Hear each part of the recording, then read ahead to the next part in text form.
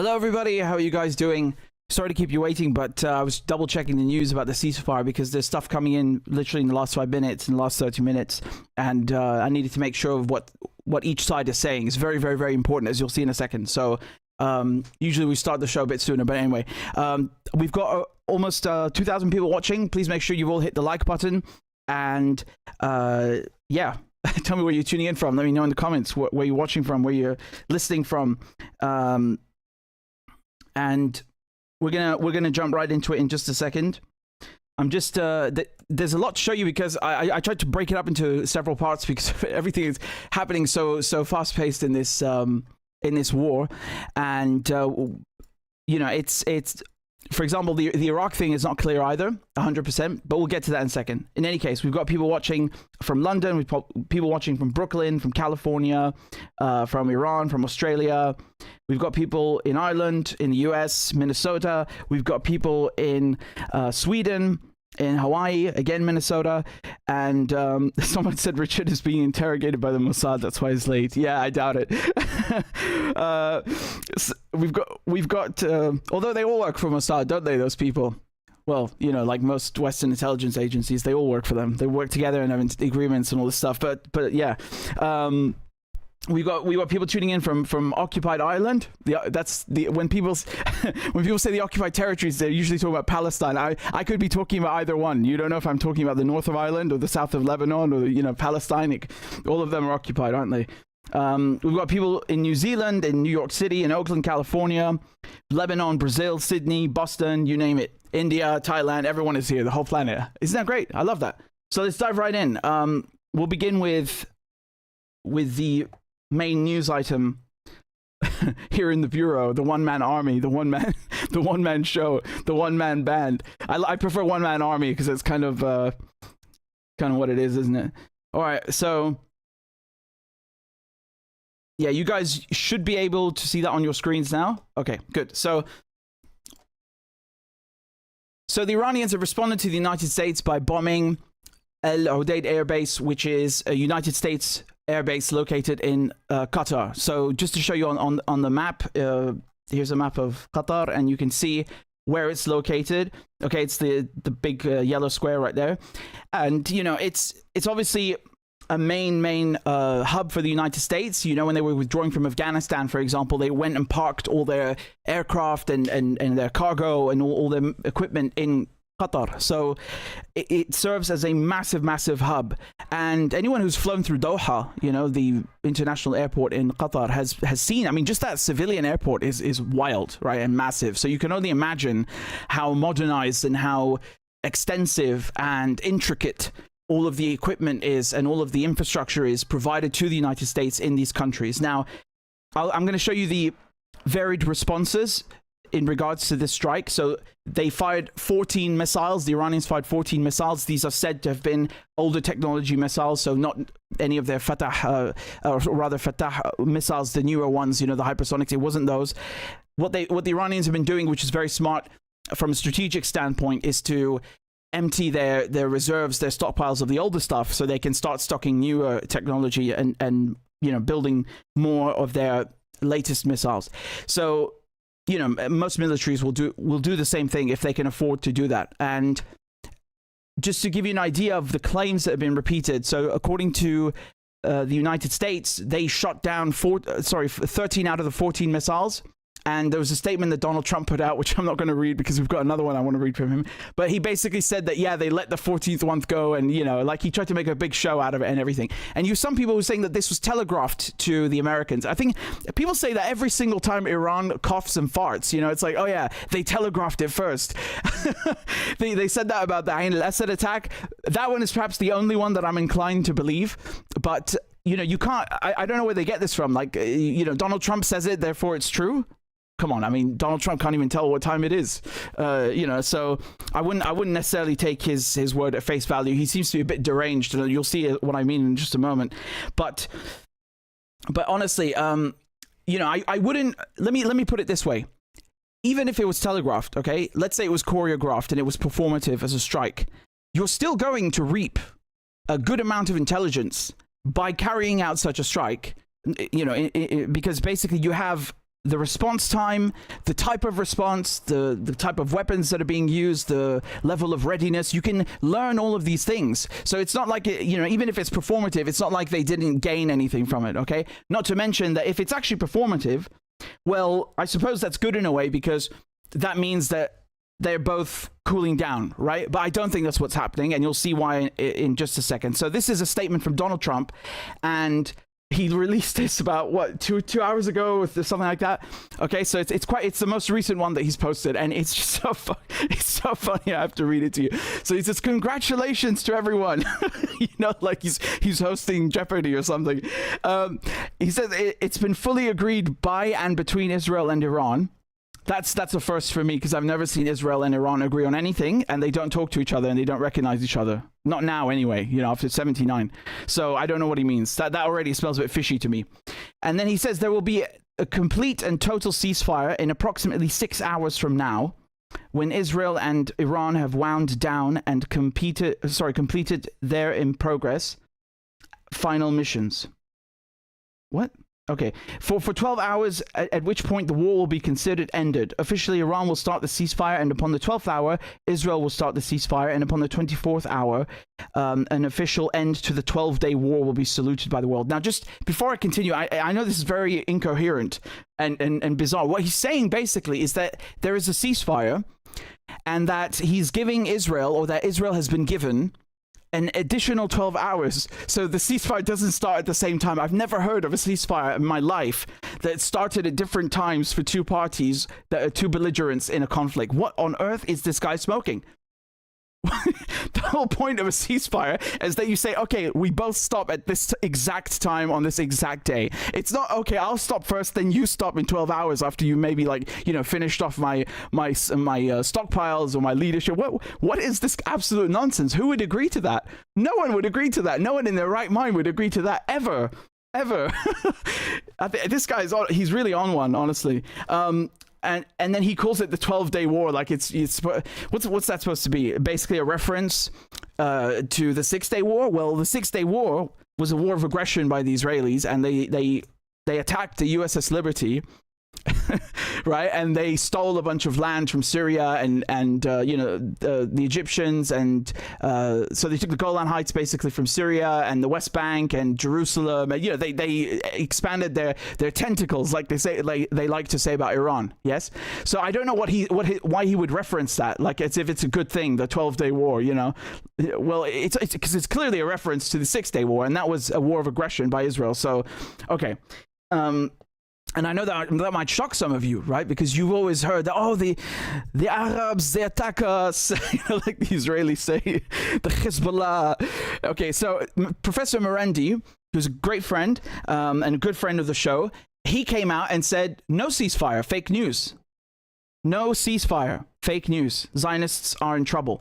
Now, that's why I was delayed in beginning right now, because I was checking all of the sources and channels, like what have the Israelis said, what have the Iranians said. So I'll show you here. This is from AA. So they're saying that Iran says no agreement on ceasefire with Israel as of now. Okay, so that's two sources I've just given you, and there's a third one from so that's Professor Merendi, first source. The foreign minister is the second source, Araghchi, and there's also CNN, who said they spoke to some Iranian official, didn't name them, but all three of those people or sources said there is no ceasefire from the Iranian side. Okay, so that doesn't bode well for Donald Trump's Truth Social post. Also, here, this is from Yediot Ahronot, so Ynet, that's an Israeli paper or outlet, and they say here that meanwhile the Security Cabinet, so they're talking about Israel. Okay, I'm trying to show you what the Iranians are saying, what the Americans, Iranians, and Israelis are all saying. So the Israelis apparently had a closed-door meeting, right? And Israeli officials confirmed that Qatar had brokered the agreement.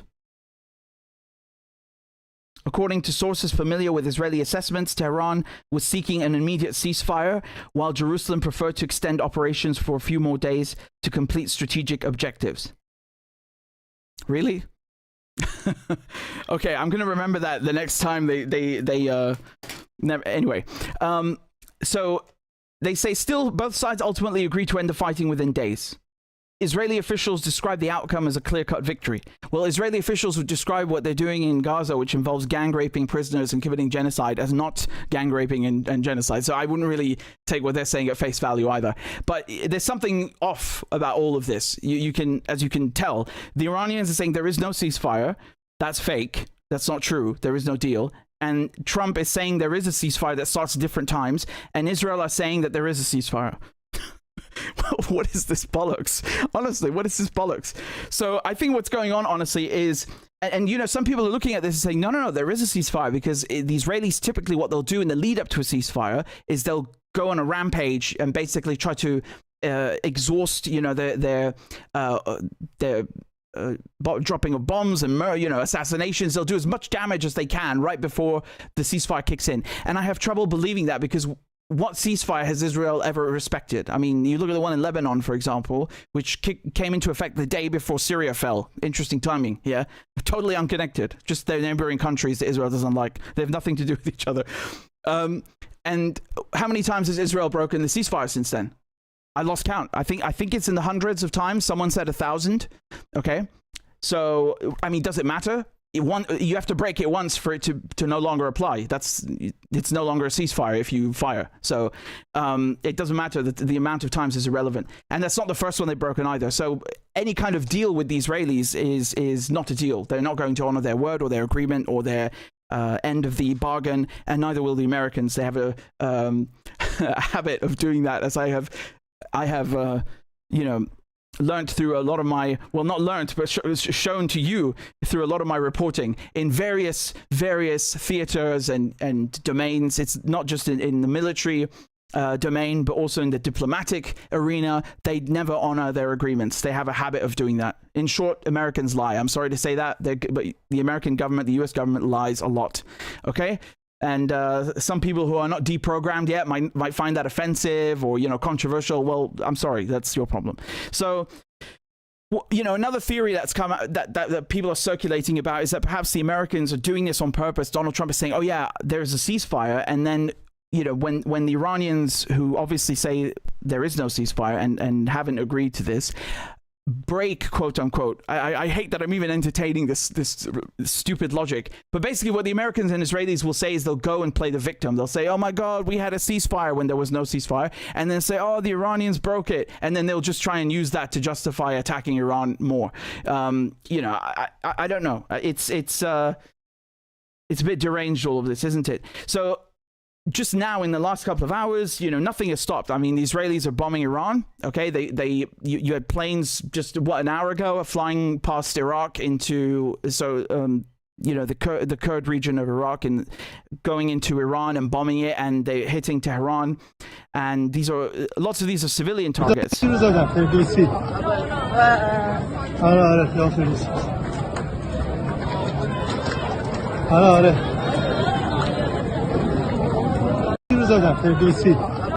Yeah, and there's also here, for example, you can see the skyline.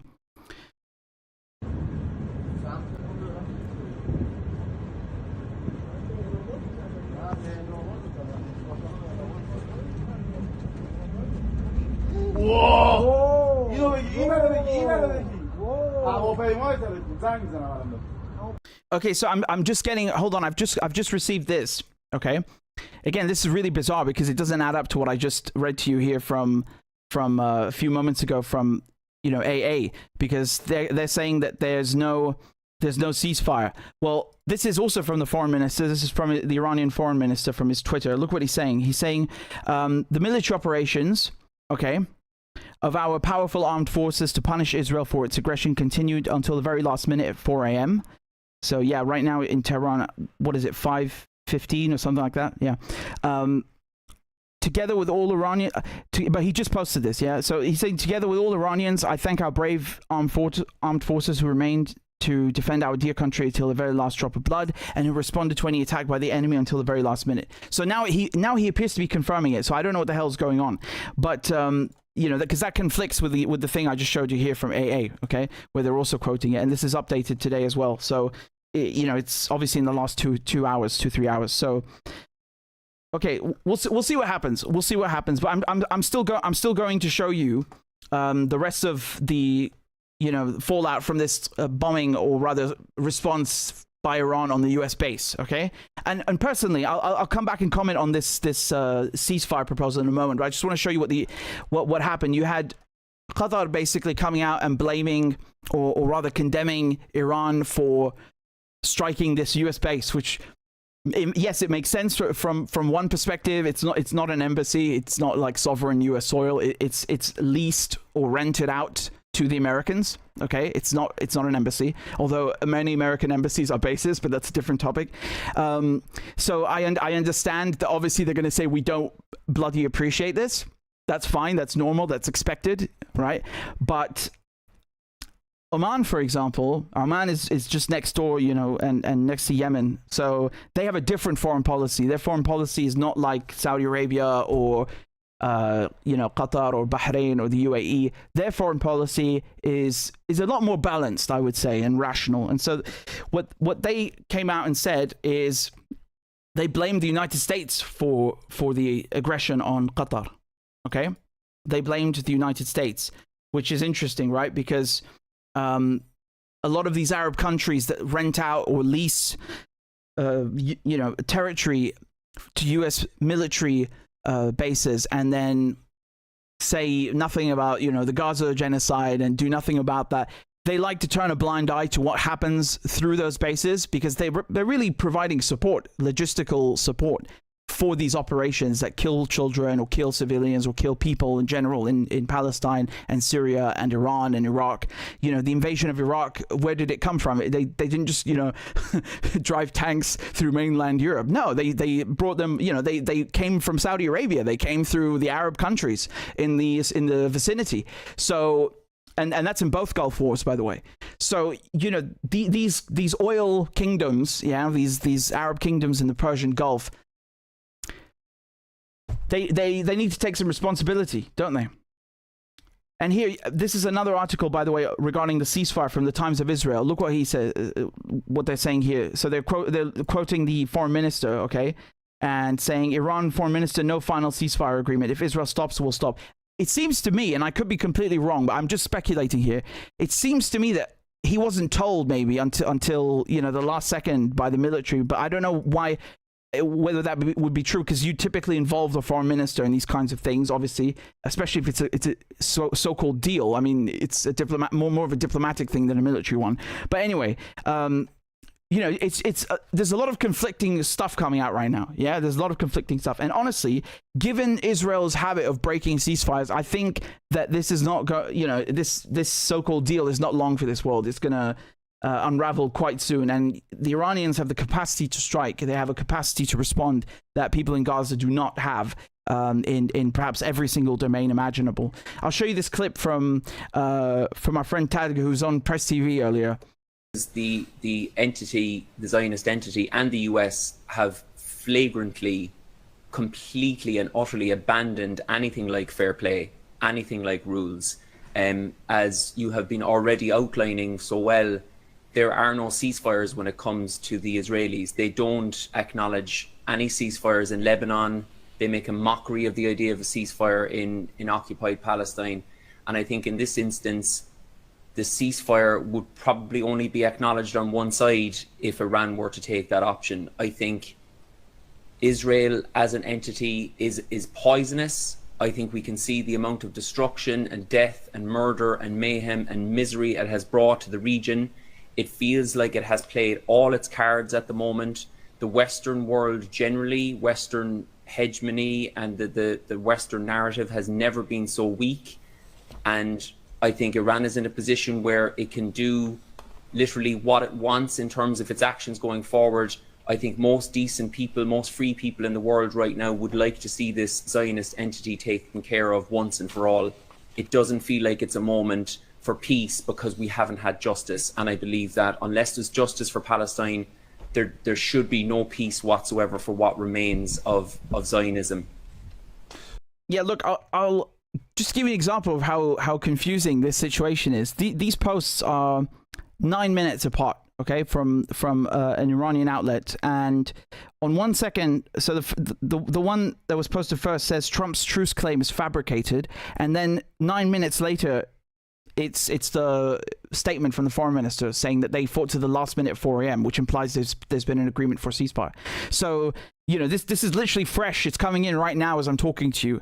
It's happening as I'm speaking to you. So these are some interesting posts here. I'll show you. I'll read to you some interesting reactions from some people that you might know. And this one is from Dan. He says, at this point, the default assumption must be that any ceasefire is another ploy by the United States and Israel to seduce Iran into lowering its guard so they can assassinate Khamenei and attempt their long-term stated goal of regime change. It would be foolish, to put it mildly, to trust Netanyahu and Trump. I couldn't agree more. I could not agree more with this statement by Dan. I met Dan in Tehran, by the way, last year, so that was really cool. It's just about a year ago, yeah. And he's nailed it right here. This is another reaction from Ali, and he also nails it, and so does Ahmad underneath. They're basically making the same point. So I'll read the first one from Ahmad. He says, I cannot demand that Iran continue the war while the Arabs live in comfort and luxury, going to discos and parties every day. Obviously, when he says Arabs in this sense, with the parties and the discos, he's talking about his next door neighbors in Saudi Arabia, in Qatar, in the Emirat, and Bahrain. He's not talking about people who are suffering under Israel's jackboot in Syria, in Lebanon, in Iraq, no, or in Gaza. Obviously, that goes without saying. But I'll just continue reading this. He says Iran defended itself and brought joy to the hearts of all the free people of this world. 22 waves of missiles and hundreds of drones. Okay, not my words; they're his words. I've been gagged. So I'll continue. This is what Ali said in response. He said, "None of us can demand of Iran on behalf of Palestine anything more than Iran's people, who have sacrificed so much and are willing to give. But even for Iran's own self-preservation, I doubt, quote unquote, Israel paid enough of a price to deter continued aggression. They must beware." So my reaction to all this, I just gave it to you, but I'm going to reiterate it nonetheless, is really more, is not really about, Iran didn't do enough. I'm not looking at that. I'm looking at the deception of US and so-called Israeli diplomacy, okay, at the factor of dishonesty that is scores above anything within reason, because obviously diplomats, are basically, like every embassy is a spy station. We all know that. But you never expect diplomats, the way they talk in public as well, when they make public statements, it's always like, weasel words, trying to tiptoe around the bush. Fine, that's understandable, but we're not talking about that. We're talking about a level of deceit that you've seen in the last couple of days. Do you remember when Trump was basically, just when this started, how did this start? The negotiators were sent by Trump to talk to Iran about supposedly getting back in this deal, and then Israel bombs them. And then they did that thing with the jets, with the B-2s. Oh yeah, we're just sending them to Guam, and then it turns out they've been flying for 30 hours on their way to bomb Iran. They went halfway around the planet, but anyway, you'd have to go halfway around the planet, so that doesn't make sense. But you get my point. There's so many lies and planted stories in the press that are used explicitly, or rather, no, not explicitly, but shall we say, with the the only and sole purpose of deceiving and making, and not deceiving in the sense that, this is like, it's a spy game or something. No, this is about carrying out nuclear terrorism. We're talking about bombing nuclear sites. This isn't a joke. It's like they really want to make these assassinations and these murder operations count. And that's what the State Department is used for. And it's anything but diplomacy, to be quite frank. This is stuff that, intelligence agencies are usually doing. It's not stuff that a diplomat does in the tradition, or an emissary does in the traditional sense. And not to mention the fact that, when the nuclear talks were happening a couple of years ago, the same thing. The Americans are in Vienna talking to Iran indirectly, and then what happens? Israel goes and bombs Natanz. Like, you can't win, you can't win.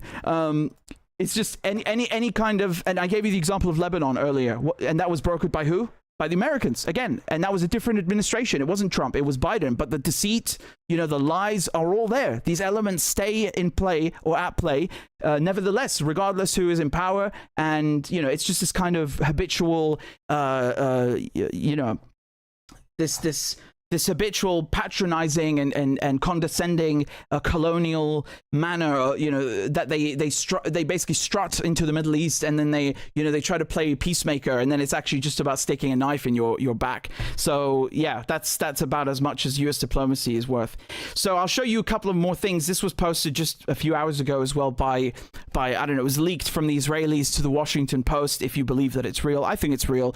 And the Israelis certainly seem to be happy about it. So this is, here you can see, it's basically the Israelis calling or claiming that they had called Iranian commanders, and they're threatening them and their families on the phone. I mean, I don't even know why you would release this, because it just makes them look like thugs. But yeah, let's look at it quickly. سلام علیکم. داری؟ من از کشوری زنگ زنم که 2 ساعت پیش سلامی، باقری و شمخانی رو فرستاد جهنم. So he's referring to, so this seems to have taken place on June 13th, right? And Salami and Bagheri and all these people, these are the scientists and the commanders. Salami was the chief of staff. So, these are the people that were killed on June 13th by the Israelis when they began this war in the first place. So he's saying 2 hours ago, I meant the head of the IRGC, because they killed the chief of staff twice. Salami was the head of the IRGC, which is the Islamic Revolutionary Guard Corps. So yeah, regardless, his point is basically like, yeah, we killed your friends or your colleagues, and now we're going to do the same thing to you. No. الان برای تو بهت پیشنهاد میکنم.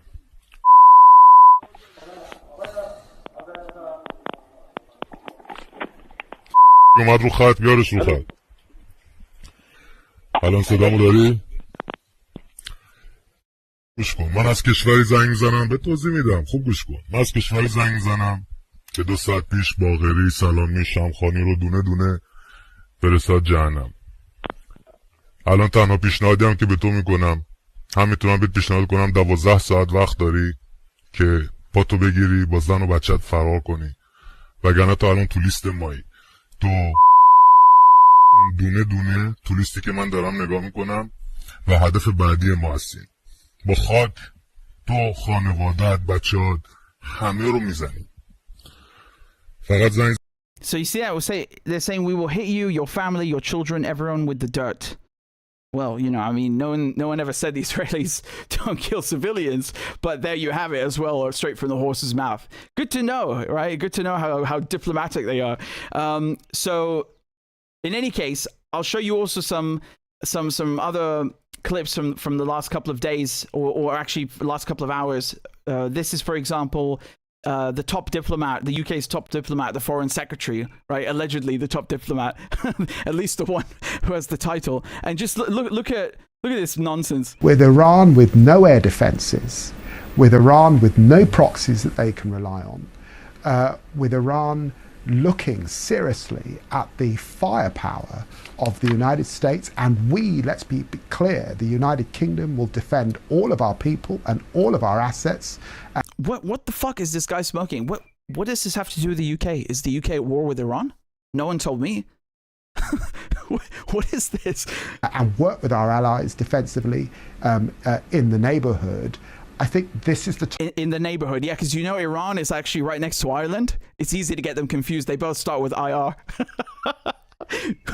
What are we doing there? What are you doing there? Why are you talking like you're a general or something? You're supposed to be a diplomat. You're supposed to say we want to avoid war, not fucking go to war.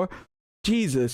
Time to get serious about their nuclear program and to step back and comply with what the international community has been urging now for some. Yeah, what have they been urging? Tell me.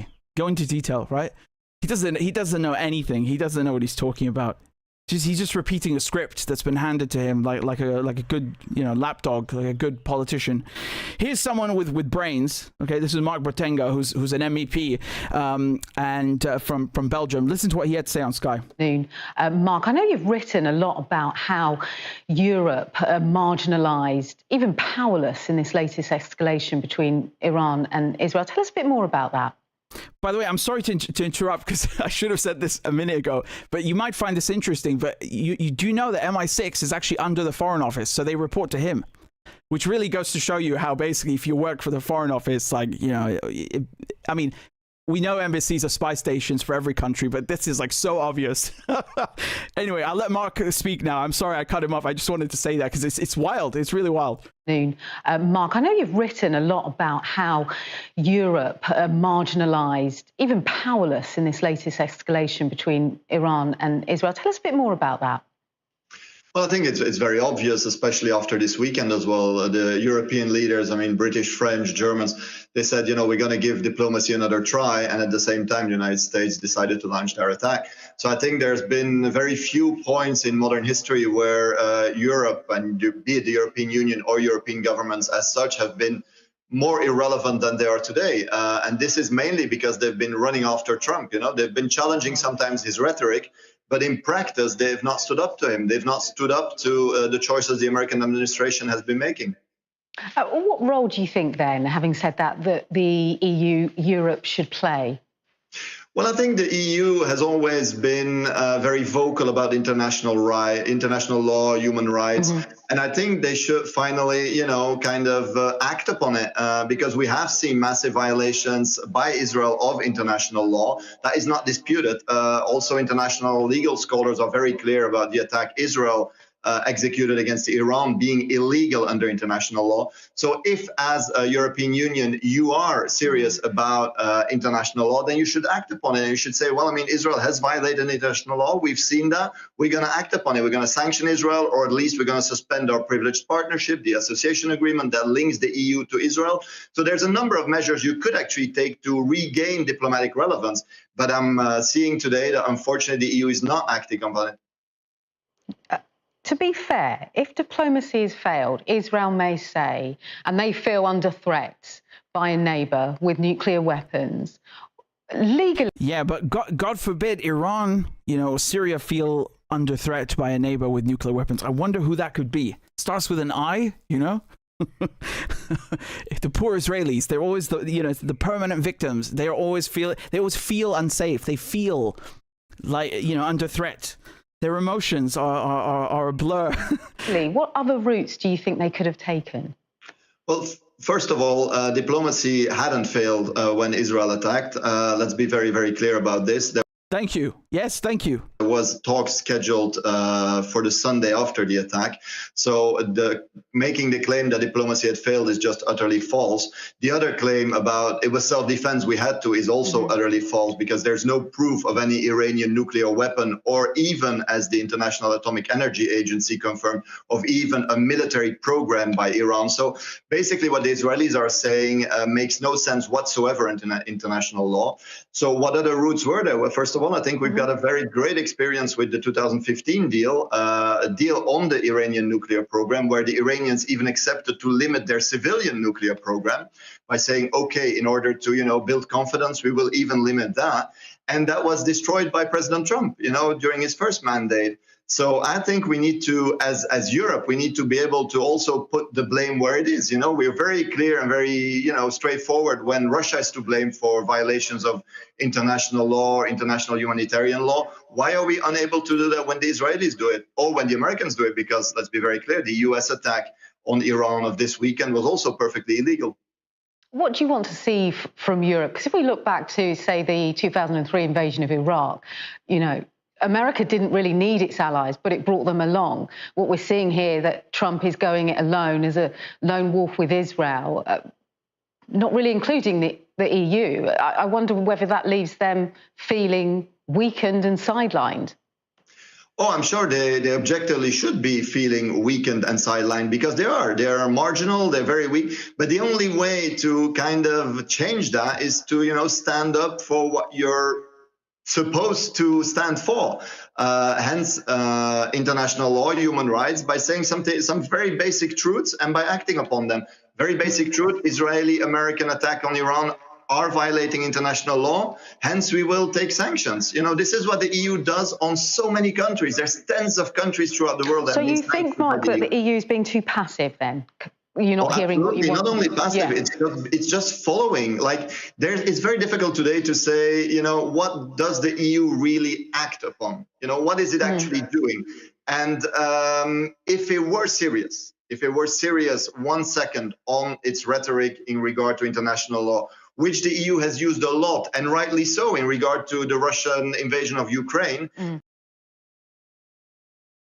genocide ongoing in Gaza, we've not acted. Honestly, that was so funny how she cuts him off. It's like, you notice every time the truth starts coming out, they have to cut you off. And it's funny, like, oh yeah, do you think the EU is weakened by not going to war? Because in their minds, bombing people is a sign of strength. So, they think like it's a jungle, or might is right. Not, diplomacy is strength. No. That's too complicated. And just to top it all off, here's Donald Trump a few years ago. This is just a 9-second clip, but I think it says, it says a lot. Will start a war with our president will start a war with Iran because he has absolutely no ability to negotiate. He's weak and he's ineffective. Wow, that's ominous, isn't it? So, yeah, it's looking like there's a ceasefire. It's looking that way. And again, I showed you how conflicting and kind of weird all of this was. Are we going to really call it the 12-day war? I refuse to do that. I'm not bloody doing that. You should still see this, though. This is a bit... So Iraq was bombed earlier, okay, as I was beginning the live stream. And you can see here a lot of various bases, US bases in Iraq were struck, and there's still a bit of confusion whether the Iranians did this. Some people are now saying the Israelis did that. I don't really see that. I could be wrong, but I don't really see that as being plausible, because we know for a fact that these bases have been struck, across many months in the past, and they were struck by what the mainstream media or the meatheads, will tell you are proxies, quote unquote. Yeah, basically Iran's allies in Iraq, and they call them Shiite militias or Shiite proxies. They're not all Shia. They are not all Shia. First of all, that's an incorrect statement. Yeah, they're majority Shia, but they're not all Shia. Their whole focus is anti-imperialism, is anti-Zionism, supporting the Gaza front, and so on. Okay. Anyway, my point here is just that I think it was those groups, and that would be my first assessment or my first, guess. But as of now, as I'm talking to you, we don't know. These are the bases that have been struck. Some of the videos, I'll go through them one by one. So this is Camp Taji. Okay, you can see that on the screen where it's located in Iraq. And here are some videos of it being struck earlier.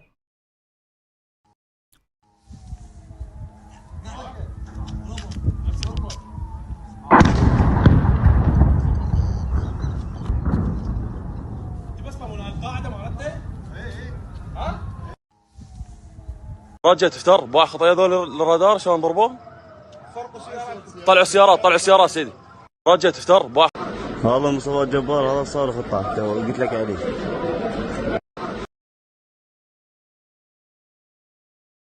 Okay, the next base, this is Ain al-Assad. This is the same base that the Iranians struck after Soleimani was assassinated by Donald Trump. It's a coalition base. It's not just housing United States soldiers. It also has other imperialist or Imperium troops. So this one was hit by a drone.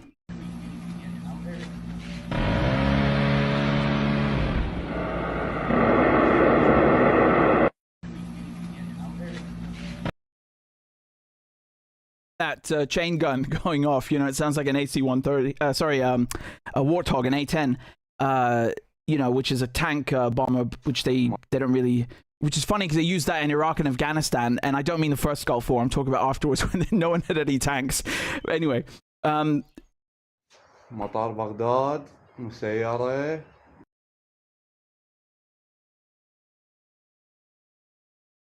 That's the airport in Iraq, the Baghdad International Airport that was also struck, and that's what he was just saying in the video now.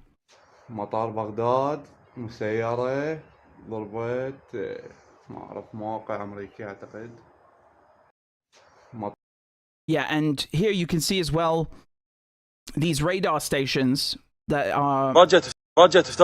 Yeah, so it's the same video. This is one of the same videos I showed you earlier, but this is apparently a radar station. Now we don't know if that belongs to, because you know what the Americans did when they went to Iraq is they de-Baathified, or basically disbanded and dissolved the Ba'ath Party, which is an insane thing, but I'll leave that rant for another time.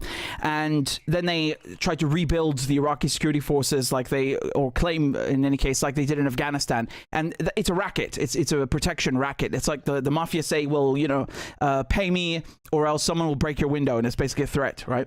It's the same thing. They don't care about actual security. That's evidenced by the mountain of corpses that's piled up in those two countries. Everywhere the US touches turns to death. So the only point or goal of that was to sell and peddle US equipment made by the military industrial complex. That's the only point. Dress them up like children in American slacks and fatigues, give them American boots, American helmets, American guns, and of course this makes a shit ton of money for a couple of people in the US.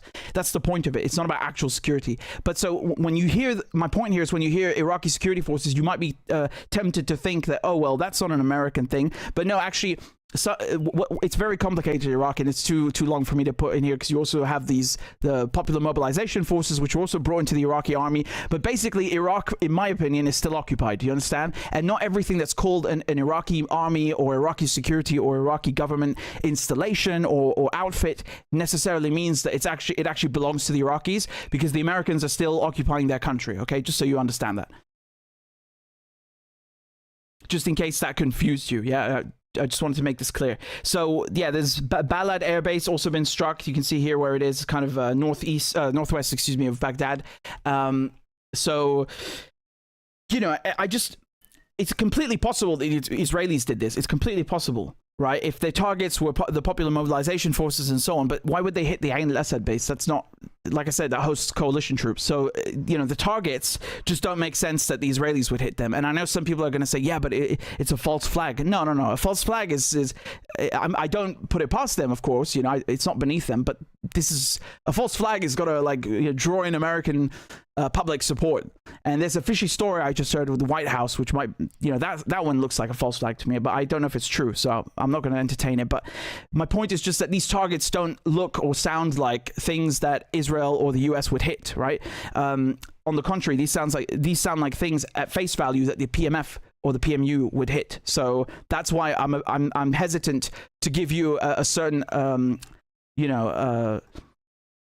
assessment on it, but or rather a final conclusion on it. There's also Camp Victoria that's been hit. These are all US bases. They're all US bases. Why would the Israelis bomb US bases? I know they've attacked the USS Liberty and so on, but that's because they caught the Israelis planning a war, the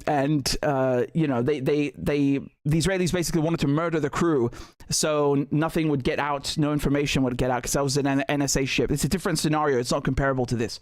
So in any case, let's leave this as an open-ended thing for now when it comes to Iraq. But I want to I can guarantee you, and I can tell you that when it comes to Qatar earlier, that was 100% Iran, and they definitely struck that. Now, about the ceasefire, it's looking like there is one, based on what we can see. How long it will hold, I have no clue.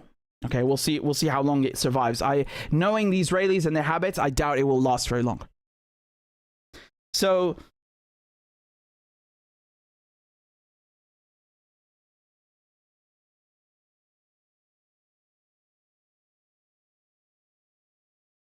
I'm just going to read some of your comments or answer some of your questions, and then we'll continue with the live stream, of course. We've got 8,000 people watching, so please make sure you've hit the like button as we're trying to fight the algorithm. And we've got Spartacus, who joined on Patreon. Thank you very much. And we have Fazi as well, and we've got Cyrus. Thank you all for your contributions, and thank you for your donations and for supporting my work. So I think we'll continue. I'll show you this segment over here. This is from Syria, okay? So let's talk about Syria, what happened this week, just yesterday, actually, in Syria, because it's very important. So there's a church in Damascus that was bombed yesterday as people were in mass, okay? They were attending service, and the church was blown up. And you have about 20 to 30 people that were killed. and it's really one of the worst massacres that Christians in Syria have seen. And I can show you some of the photographs. This is what the church looked like. I was talking earlier actually to Kevork about this church.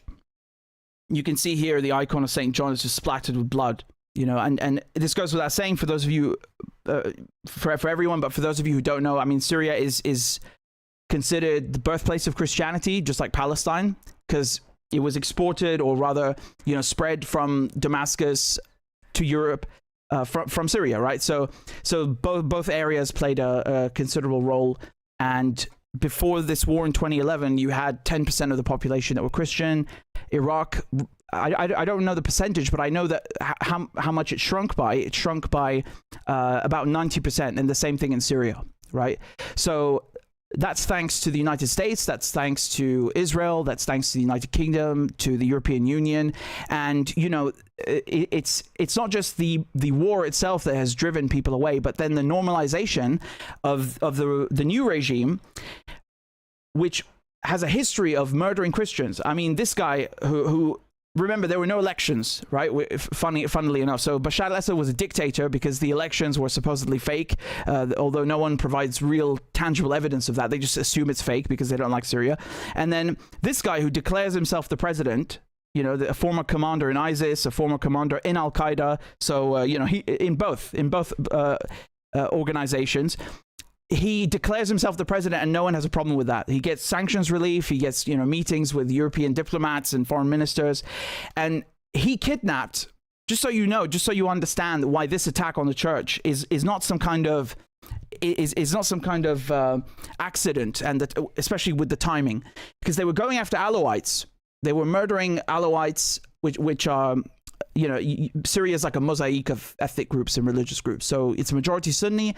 You have a few Shia, you have a few Christians, etc., right? Armenians, Palestinians, Bedouins, Kurds, you name it. So what they did, I'm talking from after December, when he came to power, Jolani, when they ousted Assad, they started assassinating, murdering, hunting down, slaughtering Alawites that live predominantly on the coastal area of Syria. So, Tartus, Ladiye, this basically, it's not Damascus in the capital, it's further away up the coast, right? It's a few hours drive. And I and others were warning that, this is, of course, by itself, madness. It's ethnic cleansing, basically. That's what it is. It's like a genocide. You're trying to finish them off, these people off, and claiming, like some 20-year-old boy or a teenager who's like 19 or 20 years old is a regime remnant. The guy was a child. He's probably born when the war. There are people just like babies that were killed. They're literally nothing to do with this logic, right? It's ethnic cleansing. Is what it was. And I and others like Kevork were warning that this is going to spiral out of control because they won't put a leash on these people.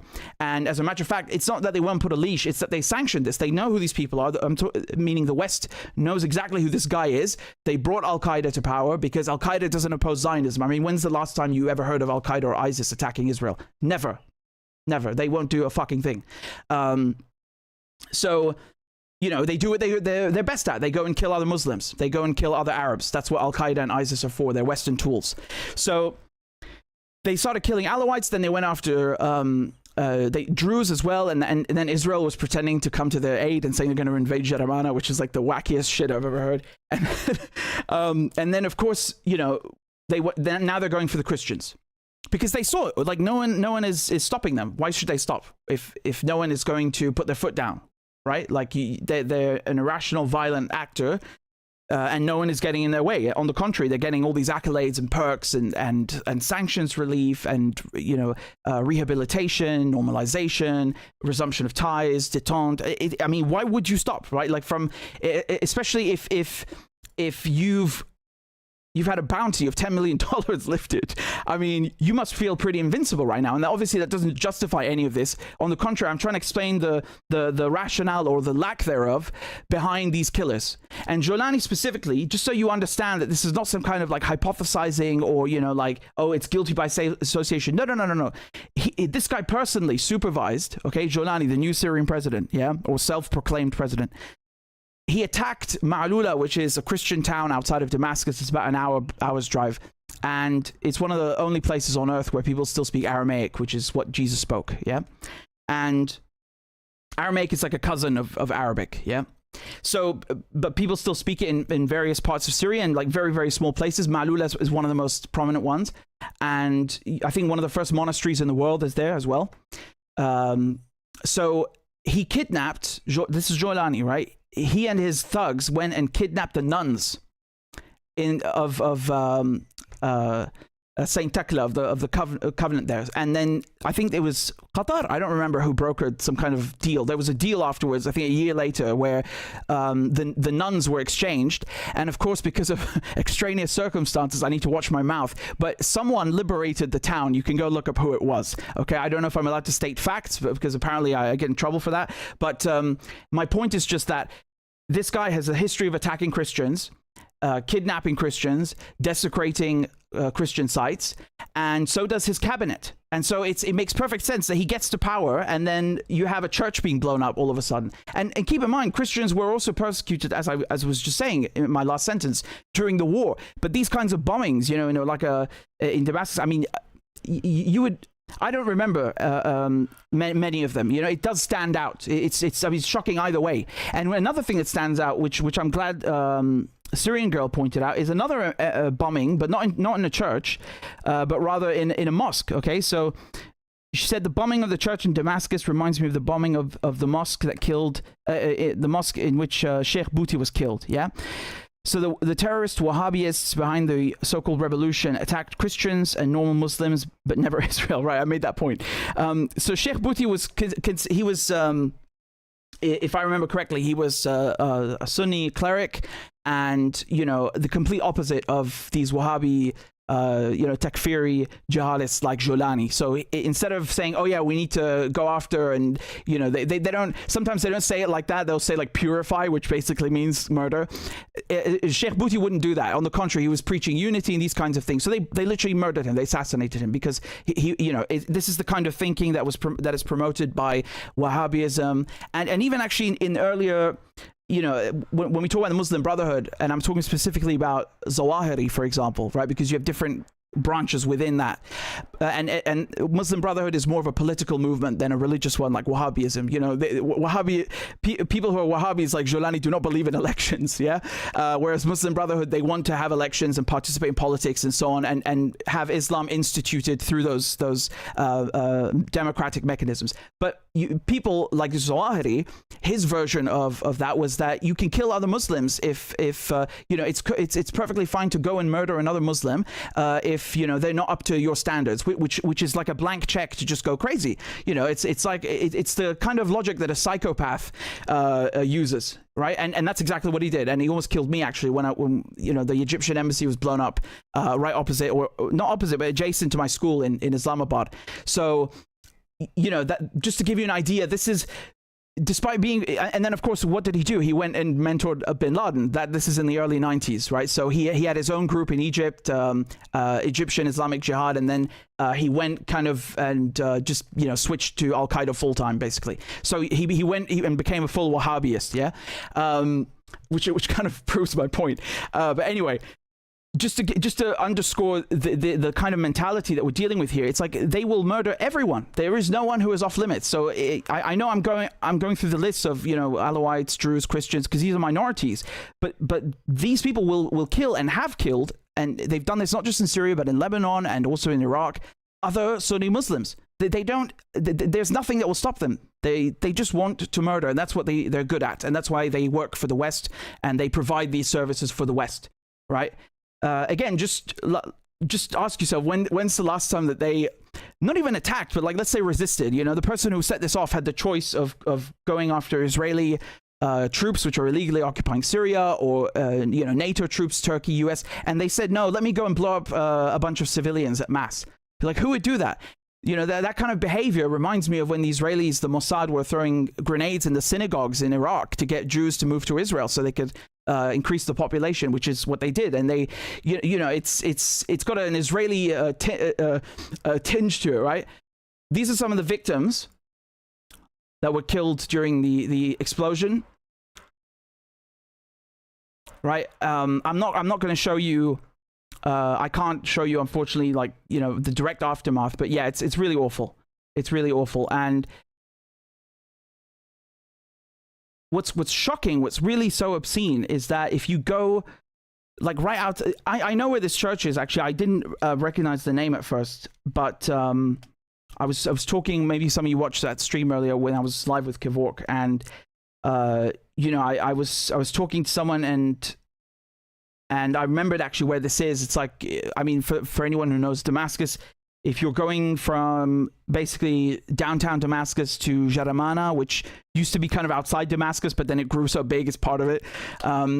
You pass this church on your right. There's like a cemetery. It's that church. It's that exact place, which is wild because I didn't connect the two. And then, you know, it's like a working class neighborhood, you know. And yeah, this is inside. You can see this was just a few hours before the attack.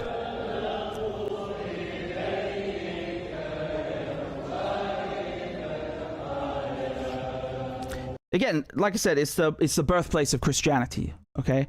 And what's shocking, just to resume my previous or my former sentence, is that if you go through the Suq al-Hamadiyya right now in Syria, which is like the main market, you know, it's like Syria's Oxford Street, if you will, whatever. It's a bazaar, it's a grand market, and you can walk through there and you'll see now for sale ISIS patches and ISIS flags, and you know, it's just like so normalized. And as a matter of fact, the security services, or so-called security services, basically Jolani's henchmen, which are Al-Qaeda troops, and half of them aren't even Syrian and can't even speak Arabic. Yeah, I said that. It's true. Half of them are not even Syrians. They're, you know, they're basically like Israelis, but they think, okay, well, this is my land because I'm a Muslim and I'm going to go, and you know, they're fundamentalists. They're brainwashed, and they fall prey to you know, these recruiters for Al Qaeda who say, well, yeah, come and fight and everything, and they make them feel like they're doing something holy or something, you know, good or productive, and actually what they're just doing is America and Israel's dirty work. So a lot of them are come from. You've got like thousands of Uyghur troops from China. You've got people from Pakistan, you know, people from Tunisia, whatever, if all over the place. I mean, Jolani himself is I think his parents are Syrian. He's born in Saudi Arabia, and I you know, they had to get they had to put him in charge and rehabilitate him and so on. But like I said, a lot of the people that now have key positions in Syria's cabinet or in the military are not Syrians. And just when you think about what a crazy security threat that is, can you imagine, for example, in the United States, that you give you know, you let someone who's from, I don't know, Mozambique or from the United Kingdom or from Guatemala become a general in the US Army, and he doesn't even have citizenship, and what kind of security issues that poses? I mean, how do you know this person isn't a spy, and you know, how can they even get that job if they're not a citizen? This is not one person or one case I'm talking about. There are Egyptians, there are Turks, there are people from China that have been given these massive responsibilities that should be going to Syrians first and foremost, and they don't even have citizenship. They don't even, some of them don't even speak Arabic. What kind of madness is this? It's not even a real country, you know. It's a mockery. Do you see how? And this is important to understand, because that shows you that this revolution, or as they call it, you know, this so-called revolution, wasn't a grassroots thing, because you wouldn't have to go to that extent to pool people, you know, from all over the world. I mean, I'm sorry, Syria is a very capable country, and you know, like I don't know now the figures because they're a few years old, but I mean, it's got a very young population. That's a fact, right? They're not under 18 anymore now, but basically early 20s or mid 20s, so it's still a young population. You know, tons of university graduates. You can't tell me that you couldn't find a Syrian to fill these job positions. That's a bunch of bollocks. Okay, that's just a lie. This is, you know, I can guarantee you, I bet you anything you like, that those people are not only making a mockery of the country, but they're feeding intelligence back to their home countries as well, in Egypt, Turkey, Israel, you know.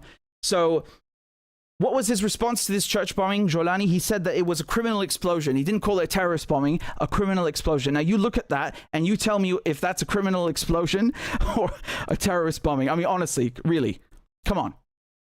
What is a criminal explosion? Is that like someone who leaves, you know, they left a gas canister open and then someone lit a match. I mean, like criminal neglect or something. What is a criminal neglect? Come on, the language it's so unusual and bizarre, especially after something like this where it's very clearly an act of terrorism. It just goes to further confirm that this government or regime that he heads is normalizing this stuff, and you can't call anyone. You got to call the police, or you got to call the security services, and instead of getting someone who's concerned for you, you get someone who shows up with an ISIS patch. Basically, maybe that's the person who blew up the church in the first place. Maybe that's someone who's beheading other Syrians just last week. How could you know? And it's really shocking how it's been normalized like that. And this is extraordinary how Jolani was more upset over a US base in Qatar being bombed, right? I'm just reading his tweet here, but it's correct, than the church bombing in the heart of Damascus. Yeah, that's correct. And, this video, I came across this video. I can't tell if it's the same person, okay? So you'll have to help me with that. They do bear a striking resemblance, but this guy who's smashing a statue of the Virgin Mary is apparently now Syria's defense minister, okay? Now, when I say apparently, because I can't really make out 100% if that's the same guy. I've seen this video before, actually, but it's so shocking. But, it shouldn't come as a surprise to anyone, right? So it doesn't really change anything I just said, because this is the same behavior that Jolani encouraged among his troops, among his men, whether he was in ISIS or whether he was in Al-Qaeda. So, I mean, whether this guy's the defense minister or not, you can be sure 100% that all of the people with cabinet positions in Syria now have the same beliefs as this. And it's such a, it's how the mighty have fallen, basically. That's really the only thing that you can say. سبحانه وتعالى لن يعبد بأرض الشام سوى الله ولن يقم إلا حكم الله ولن يعبد الجبت والطاغوت في أرض الشام بعد هذه الأيام بإذن الله سبحانه وتعالى. لا نرضى بغير الله ودين الله وسنة نبي محمد بن عبد الله. So you tell me if that's the same person in the photograph, but I just want to be very clear about something. I think most people, whether they're in Syria or outside Syria, would be pretty disgusted by that, honestly. What's really ironic is that if you read the Quran, actually, Mary is mentioned in there more times than I can even remember, and is held in very, very, very high regard in Islam. So actually what he's doing, he's quoting scripture and pretending to, that like he's smashing an idol or something. That's really not what's going on. It's extraordinarily hypocritical and offensive.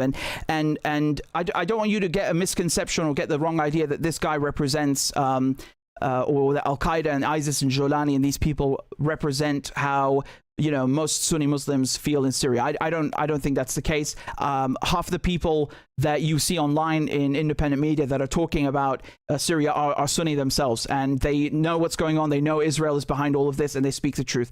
So as a matter of fact, someone from Syria came up to me a few months ago, and they watched my show. They recognized me, and I didn't ask, of course, and it's kind of ironic because it's so meta.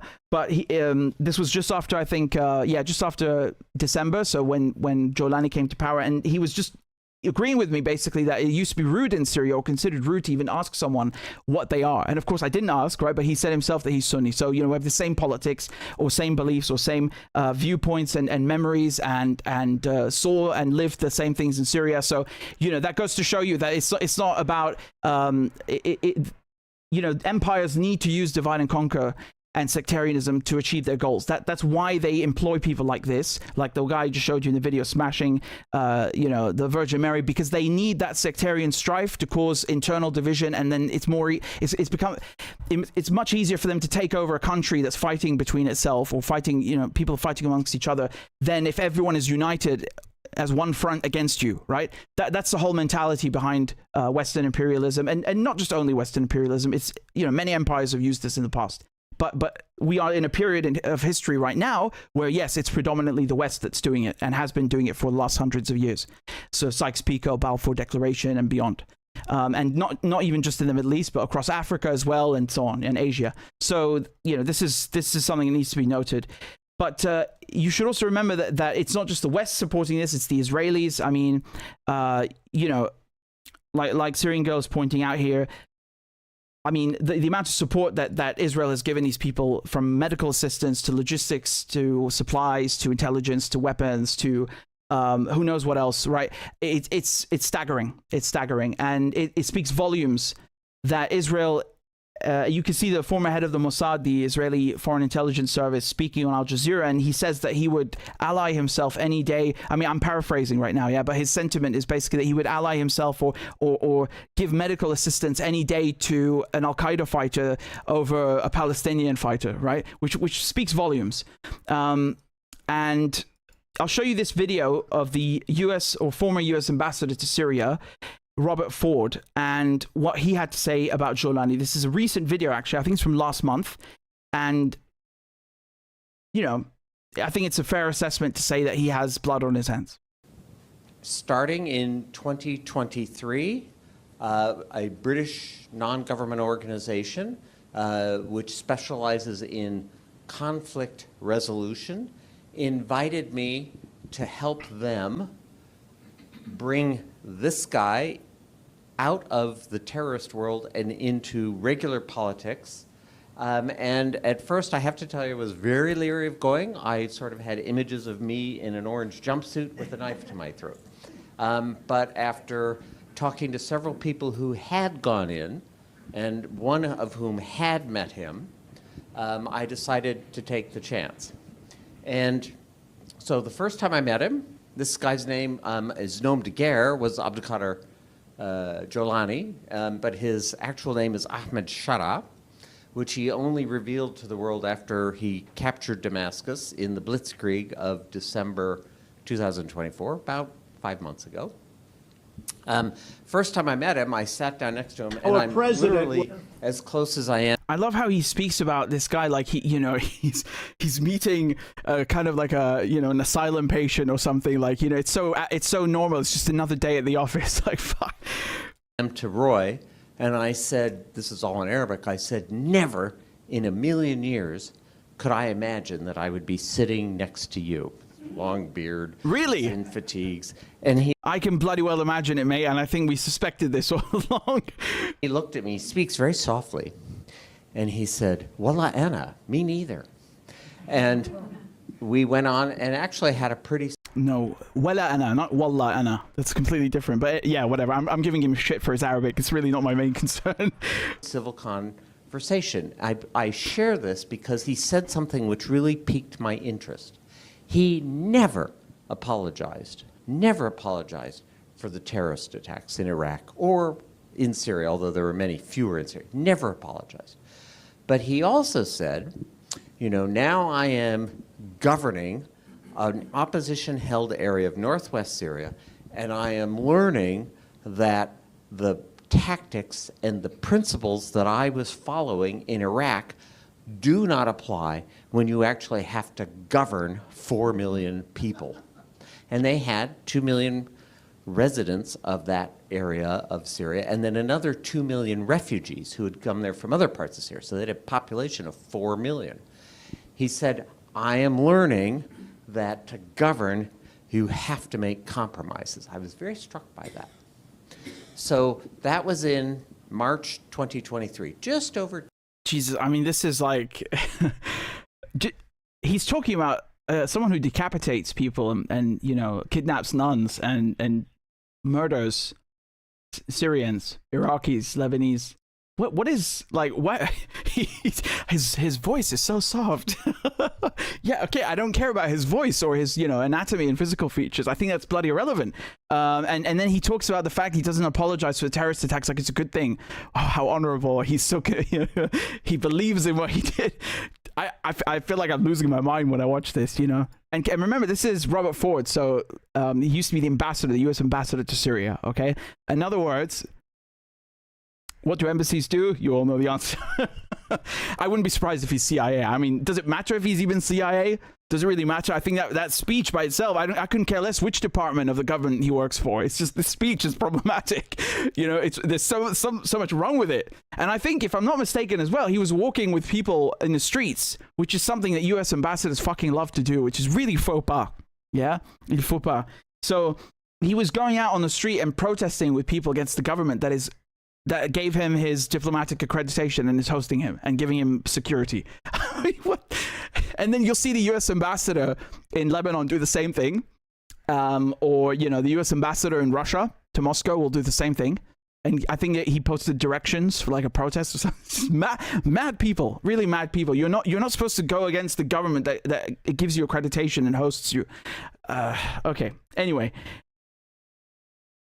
so you know, this did happen, this terrorist attack, and the same people that have been behaving like this are now running Syria. It doesn't look or bode well for Christians. It doesn't bode well for anyone, frankly. It doesn't. So I've got some breaking news for you. While we were listening to Mr. Ford, the Iranians have struck Israel again. I mean, I'm so confused. What the hell is going on? Like, 1 minute they're saying there's no ceasefire, and then there's a ceasefire, and now they're striking Israel. Apparently, it didn't last very long. Okay, it didn't last very long. Here, I'll look. This is from Press TV. They're saying local sources report hearing multiple explosions in Tel Aviv, Haifa, Galilee, which is basically Lebanon, the occupied Golan, which is Syria, and the Negev Desert, which is the Naqab in, you know, southern Palestine. So that's all over the place. That's literally all over the bloody place. Okay, Tel Aviv is their capital, so-called capital. Haifa, the economic center. It seems to me that the Iranians didn't just strike the Israelis now, but they've struck all over the bloody place. So I guess you can draw your own conclusions from that and what kind of message that sends regarding this so-called ceasefire. So, yeah. I'm trying to get, you know, more information in as I'm trying to multitask right now. Give me a second to see if there's anything else. So Netanyahu said that... I'm just going to read a short bit. He said, I announced reaching a comprehensive ceasefire agreement with Iran, doesn't look like it, which will enter into effect gradually over the coming hours. Yeah, again, it doesn't look like it, does it? And again, keep in mind, just to be very clear, because you might be tempted to think, well, if those explosions are taking place now, maybe Iran launched those drones or, you know, missiles a couple of hours ago. Because sometimes, yeah, with drones, for example, they will take a few hours. You remember during True Promise 1, we were live streaming and like waiting the whole time. With the hypersonic missiles, though, and the more advanced ballistic missiles, they don't take that long. It's actually more like 10, 12 minutes. Yeah. So I don't think that this bodes well for any, you know, ceasefire or peace prospects, honestly. So here, this is what Ahmed had to say. I'll read you his tweet on the screen. You should be able to see it now. Okay, so he's saying, what I believe is happening now. Israel and America want to create a split within the Iranian people. The unilateral declaration of a ceasefire. So again, unilateral means one-sided, right? He means, in this case, the American and Israeli declaration of a ceasefire. And before the ceasefire took effect, they bombed Tehran heavily and assassinated an Iranian scientist. The Iranian foreign minister's statement, which clarified that there was no agreement, well, until we heard that there was one, and that if Israel halted its aggression at the announced time, Iran would determine whether or not to agree in the coming hours. Okay, so this indicates that they carried out the strike before halting the aggression in order to force the Iranian leadership to respond and continue the war, which many Iranians will support. And they gave Iran the option of stopping the war, which many Iranians will also support. The goal is to create a rift between supporters and opponents amongst the Iranian people. Right, so this goes back to divide and conquer, like we were discussing. And just to reiterate, in case you didn't understand, what he's saying is that, you know, the Israelis ramped up their, not just the number of bombings, but also they went for senior scientists as well right now in the last hours. And that wasn't just to saturate and you know, exhaust and make use the last remaining minutes or hours before the ceasefire as much as possible, but also, as Ahmed is suggesting, to create anger and vitriol and a sense of wanting justice or to retaliate. And so that is why you're going to he's basically saying you're going to have people now in Iran who are going, well, hold on, we can't just stop the war. We have to avenge the scientists they just killed. We have to avenge the civilians they just killed. We have to respond to all these bombings they carried out. We can't be ceasefire. And at the same time, he's also making a very valid point that people want, people get tired of war. War is war. It's not something that's pleasant or romantic. So in every theater, you're going to find people that are exhausted of war, and rightfully so.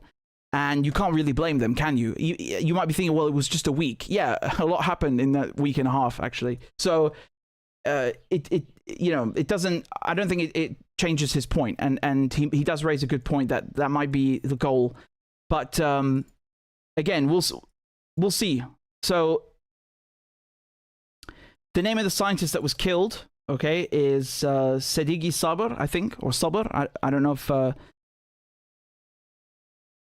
Yeah, that's correct. So he was the scientist, the Iranian scientist just killed in northern Tehran a few hours ago. The latest civilian scientist, because the Israelis like to paint them as being military scientists or whatever that is. I mean, look, unless you have a rank and you're in the armed forces, you're a civilian. I'm sorry. You can't just because your research is being used, it doesn't necessarily make you a soldier. Your research might have military applications. It doesn't make you an enlisted man, no matter what Israel says. And besides, I mean, do the Israelis hold back when it comes to murdering civilians? They kill babies. So I mean, what is a civilian in Israelis' mind? They don't exist. There are no civilians. Everyone is a target. So here's Ali, who's in Jordan. Okay, so remember almost all of these missiles are passing through the airspace of Iraq, Jordan, Lebanon. So, people who are in the Levant can see the stuff, right? And he just posted some photographs and said on Twitter, this is about 10 minutes ago, that he can observe missiles in the sky, right? He says I'm seeing a couple of rockets in the sky over Jordan. Okay, and he says it's 3 so far. He says more missiles are reportedly coming, but the sky is suddenly clouded over. Not unusual around dawn. Okay, so he says I can't see anything, but I can hear a lot of thuds and explosions. Right. So that's that. He literally just posted that a few seconds ago. So it looks like the war is still on. That's my conclusion from the evidence that we're seeing. It's still on, and I don't think that these were misfired or fired just before. No, I don't think that's what happened. Here, this is a video of one of the missiles over the skies of occupied Palestine.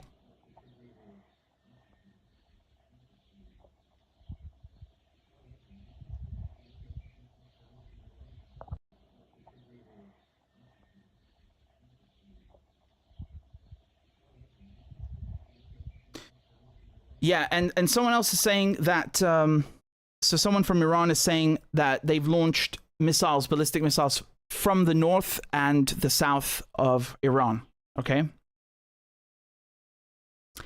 One theory that I've seen circulated or raised or suggested is that the Israelis might be running out of interceptors. So interceptors are, I mean, it's their missile defense system. It's the surface-to-air missiles that they fire in the sky, whether that's, David Sling or Arrow or a THAAD or Patriot system. It's going to be those rather than Iron Dome. People keep saying Iron Dome, but that's for short-range rockets. Iran is not short-range away.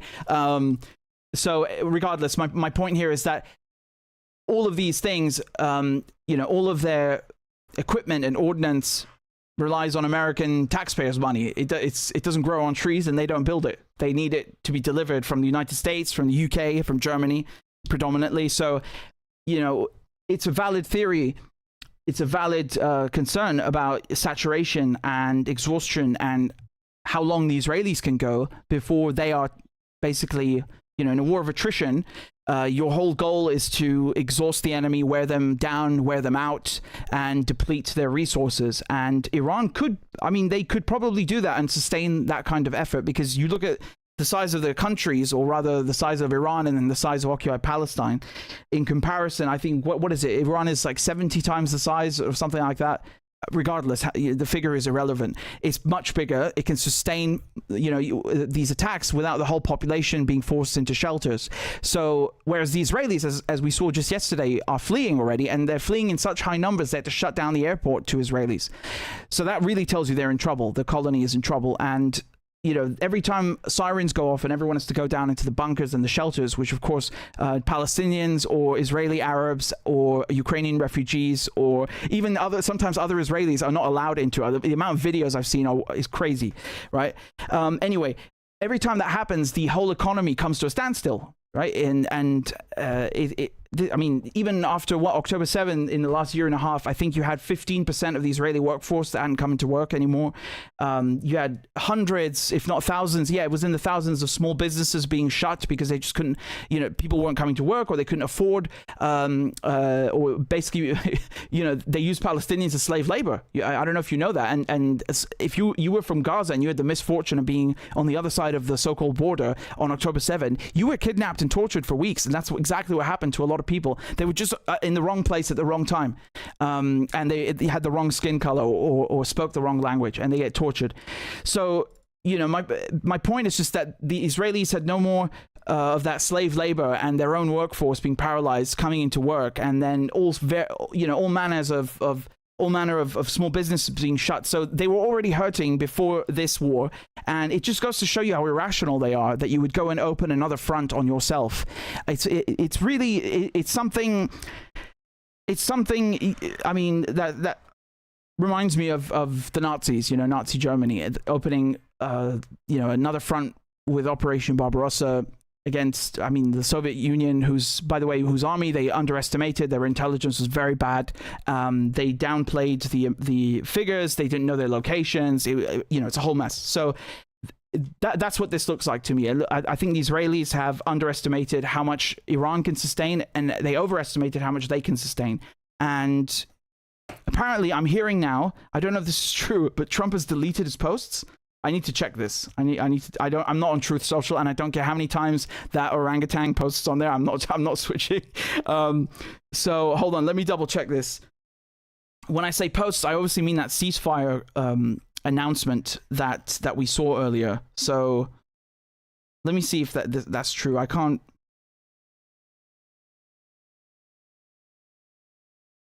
This is the first time I go on Truth Social. I have no idea if I need to be logged in to see the posts, but let's look at what Trump has over here. God, there's an ad for a bunch of pillows. Okay, whatever. Yeah, he posts a lot, doesn't he? Okay, I'm having to scroll down now to try and see if I can find that one. Give me a second. All right. No, I still see this one up here. Look at this. It's this is when, from an hour ago? Yeah, this is about an hour ago. You can see that, this thing with the congratulations to everyone. He's basically posting Mike Huckabee, who's the US ambassador to Israel, quoting his own thing about the ceasefire. That's still up there, as you can clearly see. I don't know if the original one is still up there. I'm still scrolling down, so just give me a second to see if I can find that. And would have been much easier if someone just posted a link to this. Hold on, I'm gonna look it up. It's a bit difficult multitasking, but we'll get there. It's not really that difficult.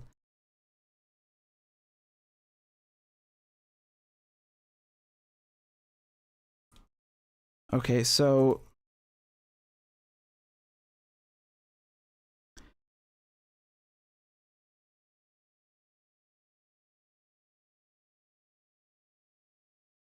I'm looking through his posts. No, I still see it. It's still up there. It's still up there. Okay, just to confirm, it's still up there as of, what is it now? 11 p.m. New York time? Yeah, almost 11 p.m. New York time on the 23rd of June. So it's still up there. Okay, just to clear that up. I mean, honestly, whether the post is up is kind of irrelevant at this point because the rockets are in the air. I think that's a much more solid indicator of whether the ceasefire is working or not. But I still wanted to confirm, because if he had deleted them, I think it would really show us that, yeah, the war's back on. But I can't imagine him doing that after all this. I mean, no, it's his ego wouldn't allow it. So, yeah. Okay, let's see what else is coming in on the desk and on the news desk. And here, this is from Professor Morandi. Okay, this is posted a minute ago, and this is a video. An image, a photograph from occupied Palestine, from the Negev, and he says here. Hold on, I'll just close this out so we can see properly. Yep. Negev, occupied Palestine. So again, that's in Arabic, the Naqab. It's the desert towards the south. And he says, "Stop killing Palestinian babies, you monster." So basically, he's again kind of reiterating that there is no, the war is still going, I suppose. Yeah. Here, you can see the Israelis. They also have these heat maps, or rather, basically just they have these maps that show how many sirens have gone off. Yeah, and these seem to be the latest ones that are activated. So the Israeli army or terrorist groups will post an image usually showing the sirens on the map, and then that kind of gives us an indication of what's being targeted, more or less. Yeah, look. So I've seen these two so far. Okay, so that's Tel Aviv or Jaffa. So I apologize, that's the wrong one. Here, you should be able to see it now on your screen. Okay, so that's in the area around Tel Aviv or Jaffa, and here you can see, this is what, 15 minutes ago I think it was posted. Yeah, so that's where the Negev is. Yeah, here, I don't know if you can see the mouse, but towards the south, that's where the Negev is, and this is towards the border. So that's where Haifa is. Over here. So Haifa is up there, and then you have Tel Aviv. Yeah, so Haifa is about 30 kilometers from the so-called border with Lebanon. Yeah, so it looks like economic capital and administrative capital being struck, and then I'm guessing in the Negev they're probably hitting some of the intelligence directorates or headquarters, for example 8800 or 9900 and 8200, or the Mossad. Also, they struck them last week, didn't they? In what was it, Gililot? Yeah. So yeah, Gililot. Right. I mean, Gililot is more closer to Tel Aviv, but they have installations that are also they also have prisons, right? In addition, obviously. So we've talked enough about the prisons, but they have a bunch of installations and air bases and, State Iman, for example, or was it Ofer, actually? I think Ofer is there as well, yeah. So, hold on, give me a second. I'm trying to look these up.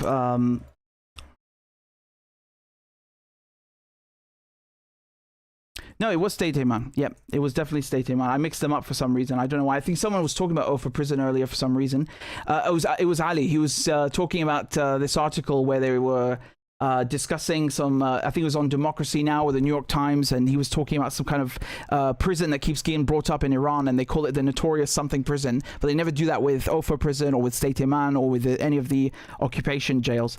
So yeah, it's definitely State Iman. Yeah, I remember because there's also that testimony of one of the people who was freed, and he was saying how they were freezing at night, and in the desert it gets extremely cold at night, just like it gets extremely hot during the day. So they were leaving the prisoners with no blankets even, in addition to the gang raping and all this madness. So yeah, it's obviously they're not going to hit State Iman, but I'm just trying to give you an idea of like what kind of things they have in the desert, right? You shouldn't think of it as some kind of barren place with no military targets or no installations belonging to the Israelis. No, they definitely make good use of it, and there's no shortage of stuff there. So this is more footage coming out from Be'er Sab'a, which is or as the Israelis call it, Be'er Sheva, but they usually taking Arabic names and just bastardizing them. This is more footage from the last minutes. You can see also from the color of the sky, right? I mean, they're about an hour ahead of me, yeah. So right now, this is obviously Trump posted that stuff 2-3 hours ago, yeah, and this is happening right now. Okay, I can also see the sun rising here, and there's no ceasefire. I mean, it's just conclusive now. There is no ceasefire.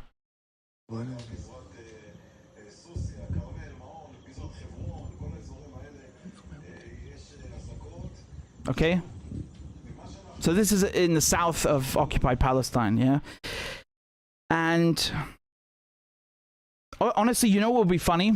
Well, I say funny in quotation marks, right? I need to watch my mouth. But when the Iranian foreign minister said there was a ceasefire, imagine if he was actually using the Americans' own playbook against them with this whole like, oh yeah, we're going to use diplomacy and then actually just hit you. I mean, it's not funny because there's nothing funny about war, but my point is just that it would be kind of ironic. It certainly would be ironic to use that American trick against the Americans, right?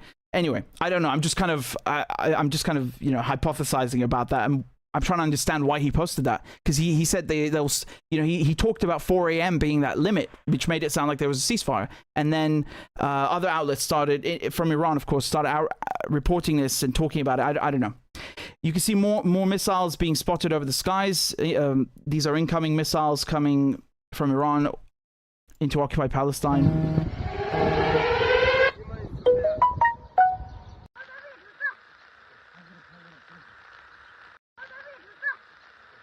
So that post I showed you, or that video rather, that I showed you just a moment ago from Dar Sab'a, this is a photograph that's much higher resolution. You can see what's going on. Apparently this is a 7-story building. I don't know what the target was, but yeah, I think it's safe to say there is no ceasefire. Okay, there's just no way. There's no way. I'm getting you know, information here from a multitude of sources, and there's no ceasefire. There is no ceasefire. I can confirm that to you now. There's more stuff coming in, absolutely wild. I'm seeing more footage, and I think this might be the same strike that you see on your screen now, but from a different angle. And I'll try and put that on the screen for you, so you can see that. Yeah, it could be the same one. I'm not sure. Okay, I'm not sure if that's the same one, but it's the same area. It's in southern Palestine. So yeah, this is really all over the place, isn't it? It's really all over the place.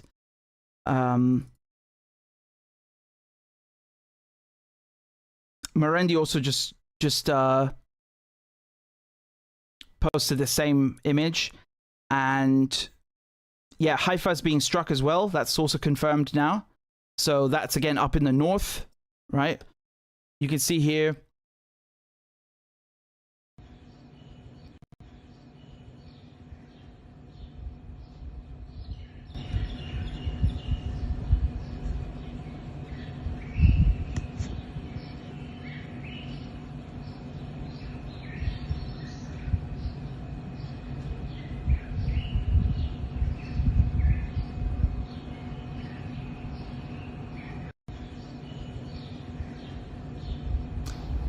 Yeah, so this new video that I'm about to show you is from Dar Sab'a, and again it's the same strike, but I think we might see the impact also in a moment. That's the aftermath, and I think the next video is no, there's no, it's just a few seconds afterwards. You can see, look at this. Why isn't it isn't? It's the why guy again. Didn't we have him the other day as well? Why? Well, he's doing good reporting anyway. I'll you know, I appreciate that. Yeah. It's dead. Whatever agreement there was, it's gone. Okay, if there even was one. Tel Aviv is also being struck. That's confirmed as well. So Dar Sab'a, and Tel Aviv and Haifa all confirmed now. Yeah, there is no way in hell that there's a ceasefire after this. I mean, you know, I don't know if I don't know who the hell was telling the truth and who wasn't telling the truth, but I'm seeing these things coming in, man, and I'm telling you that there is a war going on. Yeah, okay, you can just discard. I think we should start discarding statements from now on and just look at what's actually taking place. Wild stuff. So they're saying that was that building I just showed you in Dar Sab'a. It was a 7-story building. Now, to me, that sounds like, and it looked like it was part of a series of civilian or like residential apartment buildings. I can't imagine or understand why the Iranians would strike that in the first place, because that's not their modus operandi to go and strike civilian targets. But you know, we'll find out soon enough what it was. Okay, we'll find out soon enough. It's extraordinary, by the way. Just to give you an example of how the Israelis lie so much. So, you know, when the Iranians struck the Soroka hospital last week, you would go like and look at, for example, Times of Israel, yeah, it was Times of Israel, I think, and they were trying to dispute it and saying like, oh, it's dangerous to frame it as a hospital that has treated IDF soldiers that were in Gaza. And then literally in the next sentence, they said, well, while that's factually true, well, motherfucker, then it's just a truth that's uncomfortable and you don't like it. It's not dangerous. It's just, you literally just admitted that it's true. And people are, yes, civilians are treated there, but it also treats IDF troops. So, you know, either you just don't like the truth or you're trying to cover something up. I mean, it's just, you can't win with them, right? You can't win with them. And honestly, it's not unusual. It's not 100% unusual to find civilians and military in a hospital during war. Yeah, you don't really have a choice sometimes of where you treat people. But again, it goes to show you how they constantly murder Palestinians and say, oh, well, they had troops inside the hospital, right? And then they had a command center inside the hospital and they had a base underneath the hospital. You know, there's always like a claim or a lie to justify murdering civilians, but dare you do it to them.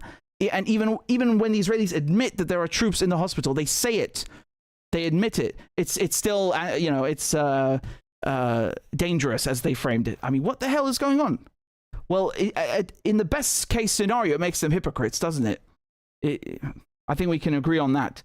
So here, let's see what Donald Trump is posting, and because I see something and I don't know if this is just now, but he seems to be on one for sure. He's on one. Okay. Where the hell was that thing? Yeah. Let me go back to his top.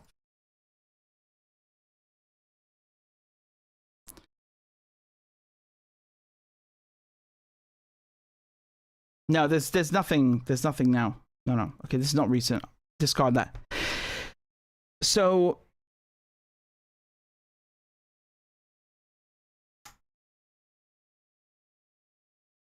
yeah.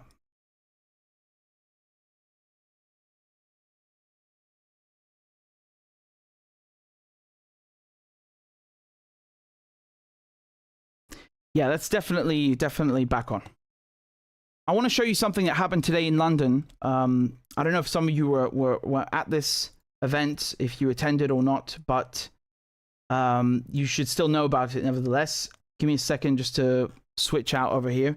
Yeah, so the government want to ban Palestine Action, and they want to prescribe them, basically put them on the list of terrorist groups. Why? Because they broke into an RAF, a Royal Air Force base, last week, and then they basically sprayed paint on a plane. I think, if I'm not mistaken, it was for air refueling. So, and we know as a matter of fact that the United Kingdom is sending planes and has sent planes to sustain and aid the Israeli genocide in Gaza, and also now this assault on Iran. And I played you David Lammy, the foreign secretary, earlier, just making the case for war as the top diplomat, right? Which is something maybe the defense minister should be doing. But anyway, a lot of people came out today to protest this because of how wild it is, and a lot of people actually. You should understand that Palestine Action. You know, when I was arrested under the Terrorism Act, on that day, they had a couple of members who had done an action at Filton. So they were dismantling Israeli weapons factories in the UK, right? It's a form of protest. They didn't invent it, right? But they're the ones doing it now during this genocide. And this has been done during the Iraq War. As a matter of fact, Keir Starmer was defending people doing this during the Iraq War, which is really funny because his government now wants to ban people doing the exact same thing, right? Which goes to show you how he lies about everything and flip-flops back and forth like a typical politician. Actually, more than a usual politician. But they when I was arrested, they had actionists in prison that had been held. I think it was 100 hours at that point without charges, which is a violation of not just their human rights, but it's a cornerstone of English law that you are either charged after being arrested within 24 hours, or you are allowed to walk out the door. You can't just hold someone and suspend their rights for no reason. Yeah, that's been a cornerstone of English law for centuries. And the Terrorism Act takes that away. You know, when I was arrested, they told me I can't talk to my family, I can't tell anyone that I've been arrested, I can't even call a lawyer. I have to get them to call a lawyer and then wait for them to call me back. They said I have the right to know why I've been arrested, and then wouldn't explain why I've been arrested. You know, all my rights were gone. And they barely gave me any water, you know, and they were filming me 24 hours in that cell, no toilet paper. I mean, it's insane, yeah? So just to give you an idea that this group, Palestine Action, they've been facing these assaults under the terrorism legislation that we have in the UK, and now it's really escalated to another level. And think of how demented this government is, because they happily provide intelligence to the Israelis to murder children, to murder civilians, to carry out a genocide. They happily provide weapons, right? Not just these RAF flights, but they give and manufacture weapons in the UK and then ship them to the Israelis. And they do this via the base, RAF base in Cyprus. So, you know, it's not, oh, they're complicit. No, they are a belligerent. They're an active participant. They are committing genocide, okay? It's not Israel by itself. Israel can't do shit by itself. That's why it needs to silence people like me, why it attacks people like Palestine Action, why it needs weapons from the West and political and diplomatic and media cover, because it ain't shit without the West. It cannot survive without the West.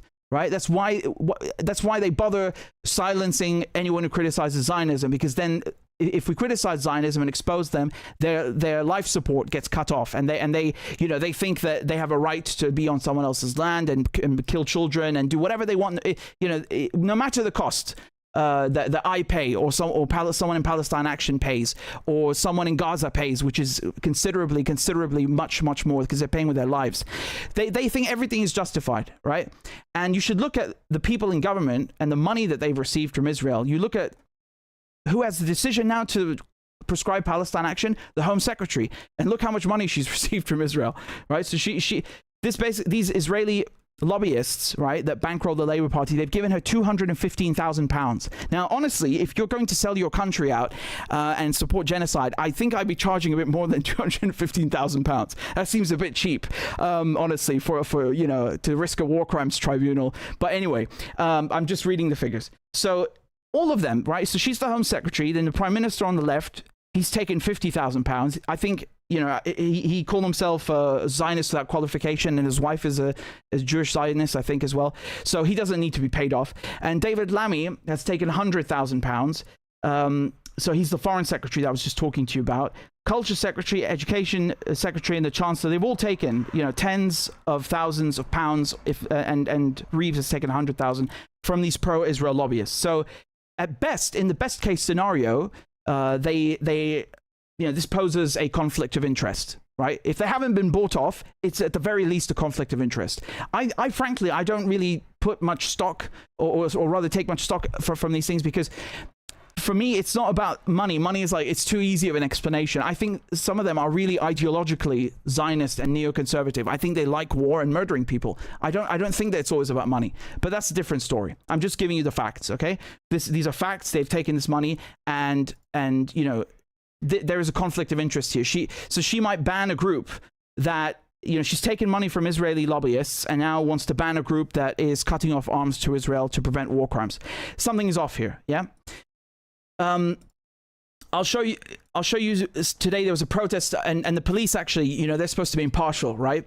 So look what they did. They're very clever. There was supposed to be a protest today in front of Parliament to stop the government from prescribing Palestine Action, and then the police set up an exclusion zone. Basically, they banned the protest from taking place in front of Parliament, and then moved it to Trafalgar Square, right? And it was a massive thing. It was a massive thing. I'm just going to show you like 2 seconds or whatever, but they really kind of assaulted people like crazy, right? What is that war cry? Like, does this guy think he's in Full Metal Jacket or something? What a completely nuts and out of order. I mean, that is out of order, seriously. It's like a hooligan in uniform.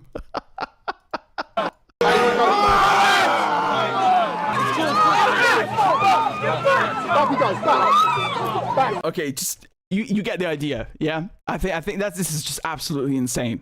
And I wish they would invest this much energy and rage into, the fucking child killers and murderers and war criminals that they have shielded many times, by the way, right? So sometimes in the past, I'm not talking about the last year and a half, I'm talking about like 10 years ago. Some Israeli official will be flying to the UK for one reason or another, maybe dropping off a suitcase of money or an Epstein tape. And then they would kind of forewarn them that, this group or this NGO or these lawyers have actually put in a request to, or filed a complaint for war crimes, and we're probably going to have to arrest you. And then they would notify and give these Israelis advance notice of that pending warrant. I wish someone fucking told me I was going to be arrested, but no one was, I wasn't afforded that luxury. Apparently I'm not one of the chosen people. But it just goes to show you how complicit the government are, like how they not only supply them with these things, but they then try to shield them from legal consequences, and they don't even uphold English law and international law, for the sake of helping them commit war crimes. And remember, Gaza's been attacked and invaded many times. These don't just relate to Gaza. But my point is just that the police are getting so outraged that a bunch of people exercising the democratic rights to protest, right? We're not, what are we, Russia or Iran? Right? I thought we have the right to protest, that we have free speech and free press and all these nice things, yeah? But they don't seem to have any of that kind of, bravado or attitude when it comes to Israeli child killers, right?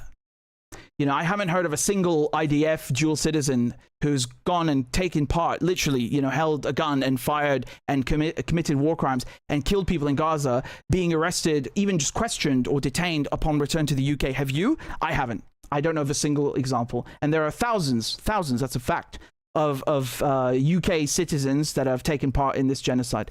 So you tell me what's up with that. Absolute madness. And I just want you to understand that this list, okay, of prescribed groups that they're going to put Palestine Action or that they're trying to put them on is the same list that has Al-Qaeda, for example. So you're going to tell me that spraying paint inside of an engine is the same as, chopping people's heads off? Are you fucking serious? And then on top of it, the foreign secretary, that's this guy right here, okay, on the top right, goes and meets with Al-Qaeda in Syria, and the former head of MI6 goes on Sky News and calls them resistance fighters. And, the Telegraph and the Daily Mail and other UK outlets call them, I forgot what the term they used was, but they basically try to whitewash them. They said they're like human rights jihadists or some, I forget the name, some bollocks. The point is being that, the law, technically they broke the law, but nothing happened to them, which goes to show you how this list of terrorist groups or the Terrorism Act is really just a bunch of BS. I mean, obviously they violate it all the time when it suits them, and the real criteria here is not the violence or the political orientation. It's solely focused and centered on Zionism. It's, do you support Israel? If the answer is yes, it doesn't make any difference if you're on this list. You might be officially a terrorist, like Jolani is, and I should just underscore the fact that his group Hayat Tahrir al-Sham, HTS, doesn't even have its own listing on this list. It's listed directly under Al-Qaeda because the UK government considers them so intertwined. There is no point even giving them their own slot on that list. They are under Al-Qaeda, okay? So they are Al-Qaeda.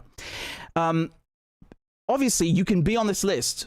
You can be a former commander of ISIS, of Al-Qaeda, and the UK government will give you sanctions relief, they'll give you intelligence, and they'll reestablish diplomatic ties, and the foreign secretary and his diplomats will go and visit you and coddle you because you support Israel, because you let Israel steal land in Syria, you let Israel bomb Syria's weapons depots and navy and air force, and you don't pose any kind of threat to Zionism. That's the only criteria. But if you spray some paint at a plane that was going to be used to bomb Iran or bomb Palestinians, you're a fucking terrorist. Square that circle for me, will you? Something very off about these people. I mean, it makes 1984 look normal. Like, it really does, yeah? The question, you just brought up the RAF there, and I just want to gauge your opinion on what happened at RAF Bryce Norton with this Palestine Action group. What do you think should happen to the people who broke in to the air station and spread those airplanes? I mean, this is completely unacceptable behaviour. Not only is it criminal to invade a RAF base, it's also a threat to our national security. That's why we've immediately instigated a review of the security measures at RAF Brize Norton, but also at every other UK military base across the country. And we're working closely with counter-terrorism police to identify those people that were involved in this action. Not only is it epically stupid to criminally trespass on a military base at a time of heightened tensions, it's a threat to our national security to vandalise and attack those military aircraft, because it's precisely planes like the ones that they vandalise that have been taking aid to Gaza, that have been supporting peace in the Middle East. It's RAF. Yeah, you mean that aid that was dropped randomly and even crushed people upon descent? That aid? What aid? The aid being distributed at these traps where they have people queue up and then Israeli tanks fire at them? That fucking aid? I mean, what a wanker, honestly. Look, this is very simple for me. Yeah, this is very simple. He calls this an invasion, but it's actually the UK that's invading other countries through the RAF. It's the UK that's using these tools, this military equipment, for criminal behavior, because yes, genocide is criminal. It's criminal on an international scale, and it's illegal even under the UK's own laws, because all these treaties have to be adopted and they have equivalents drawn up under English common law. So it's not just like an international obligation. Even under the UK's own law, these things are criminal, right? What he and his cabinet members, his colleagues, are doing is criminal. It's criminal behavior on a massive, massive scale. This guy is a killer. He kills people. He kills children. He is a murderer. Do you understand that? And he's calling other people terrorists. I mean, the fucking nerve of this planet, of this world, is unbelievable. You know, when my grandfather was in the Royal Air Force in World War II, they used to bomb, they used to fight, they used to, work against Nazis, right? Today's RAF doesn't do that. Today's RAF helps Nazis, and that's why Palestine Action had to intervene.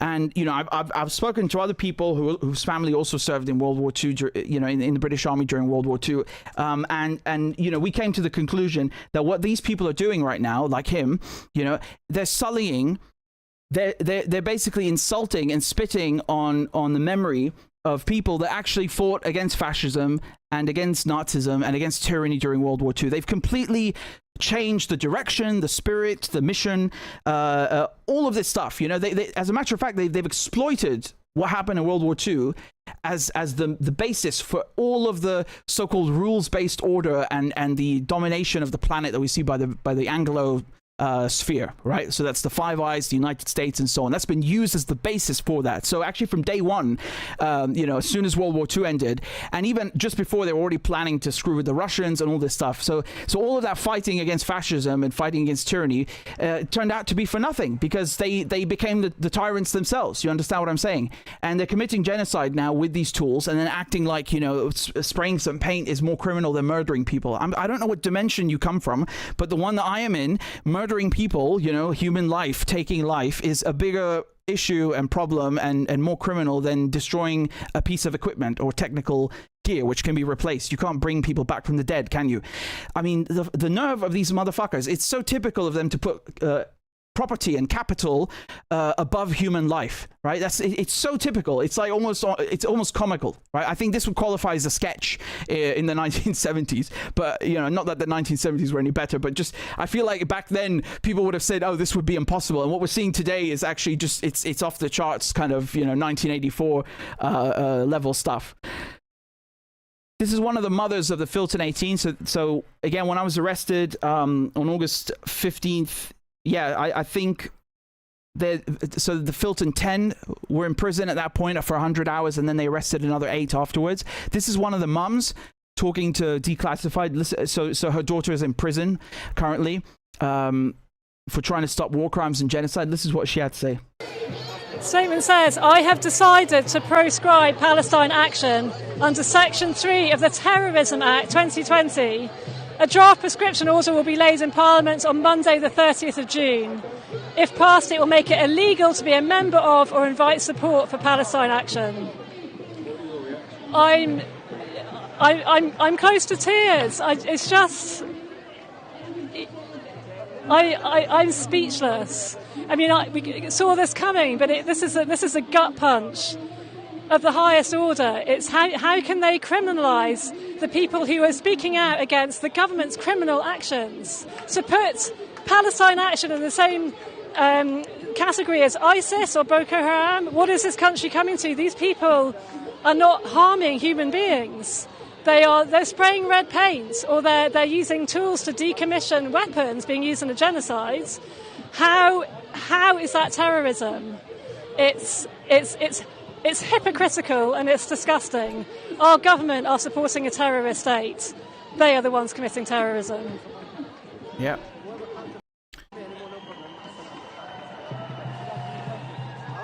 We've got a real dilemma. So there's the Filton 18, there's a big group of us, family and friends, supporting. We've been raising our voices for a long time now and coming together in support. We don't know what we can say now. We don't know if we can lobby and advocate for our loved ones, which should be completely legitimate. And now we're in a position where if we continue to raise our voices, we could be given prison sentences. Yeah, I was just about to raise that point, that if she starts campaigning for her, or not starts, but continues campaigning for her daughter once that prescription comes into effect, if it does indeed, then she might be sent to prison, right? Because they arrested me under Section 12, and you know how loose that language is. It's I mean, to do it to a journalist is madness. Sorry, I mean, to do it to anyone is madness, and then to do it to a journalist is even more mad because it criminalizes speech. You get my point? Like, my job is literally to speak. So if you're criminalizing speech, you're basically saying we don't want a free press, and you're criminalizing this mum saying I want to free my daughter, because then they'll say, well, you're supporting a member of a terrorist organization, go to prison. Do you see how crazy and dystopian this law is? Not, you know, don't get me wrong. There are parts of the Terrorism Act, you know, very small ones, that are rational, that a country needs for national security. But we all know, you know, and I know, that that's not what that law is in place for. As a matter of fact, it existed decades ago to oppress the Irish when the British were occupying, well, they're still occupying Northern Ireland, but when there were more troops there. You know, that was the Prevention of Terrorism Act, I think it was called. And then they made it even more draconian in the year 2000. And then they added some more things in 2019 and 2020, you know, to support this war on terror, or war of terror. So, you know, it's just unchecked government power. And just so you understand, the government makes this decision on what group to prescribe. And as you can see, they don't even adhere to the bloody list. I mean, they're meeting with Al-Qaeda in Syria, and Al-Qaeda's prescribed. How do you explain that? How is that not illegal? How is that not illegal? And how do you then equate journalism or spraying paint with terrorism, with people who chop heads off and blow up churches and blow up mosques?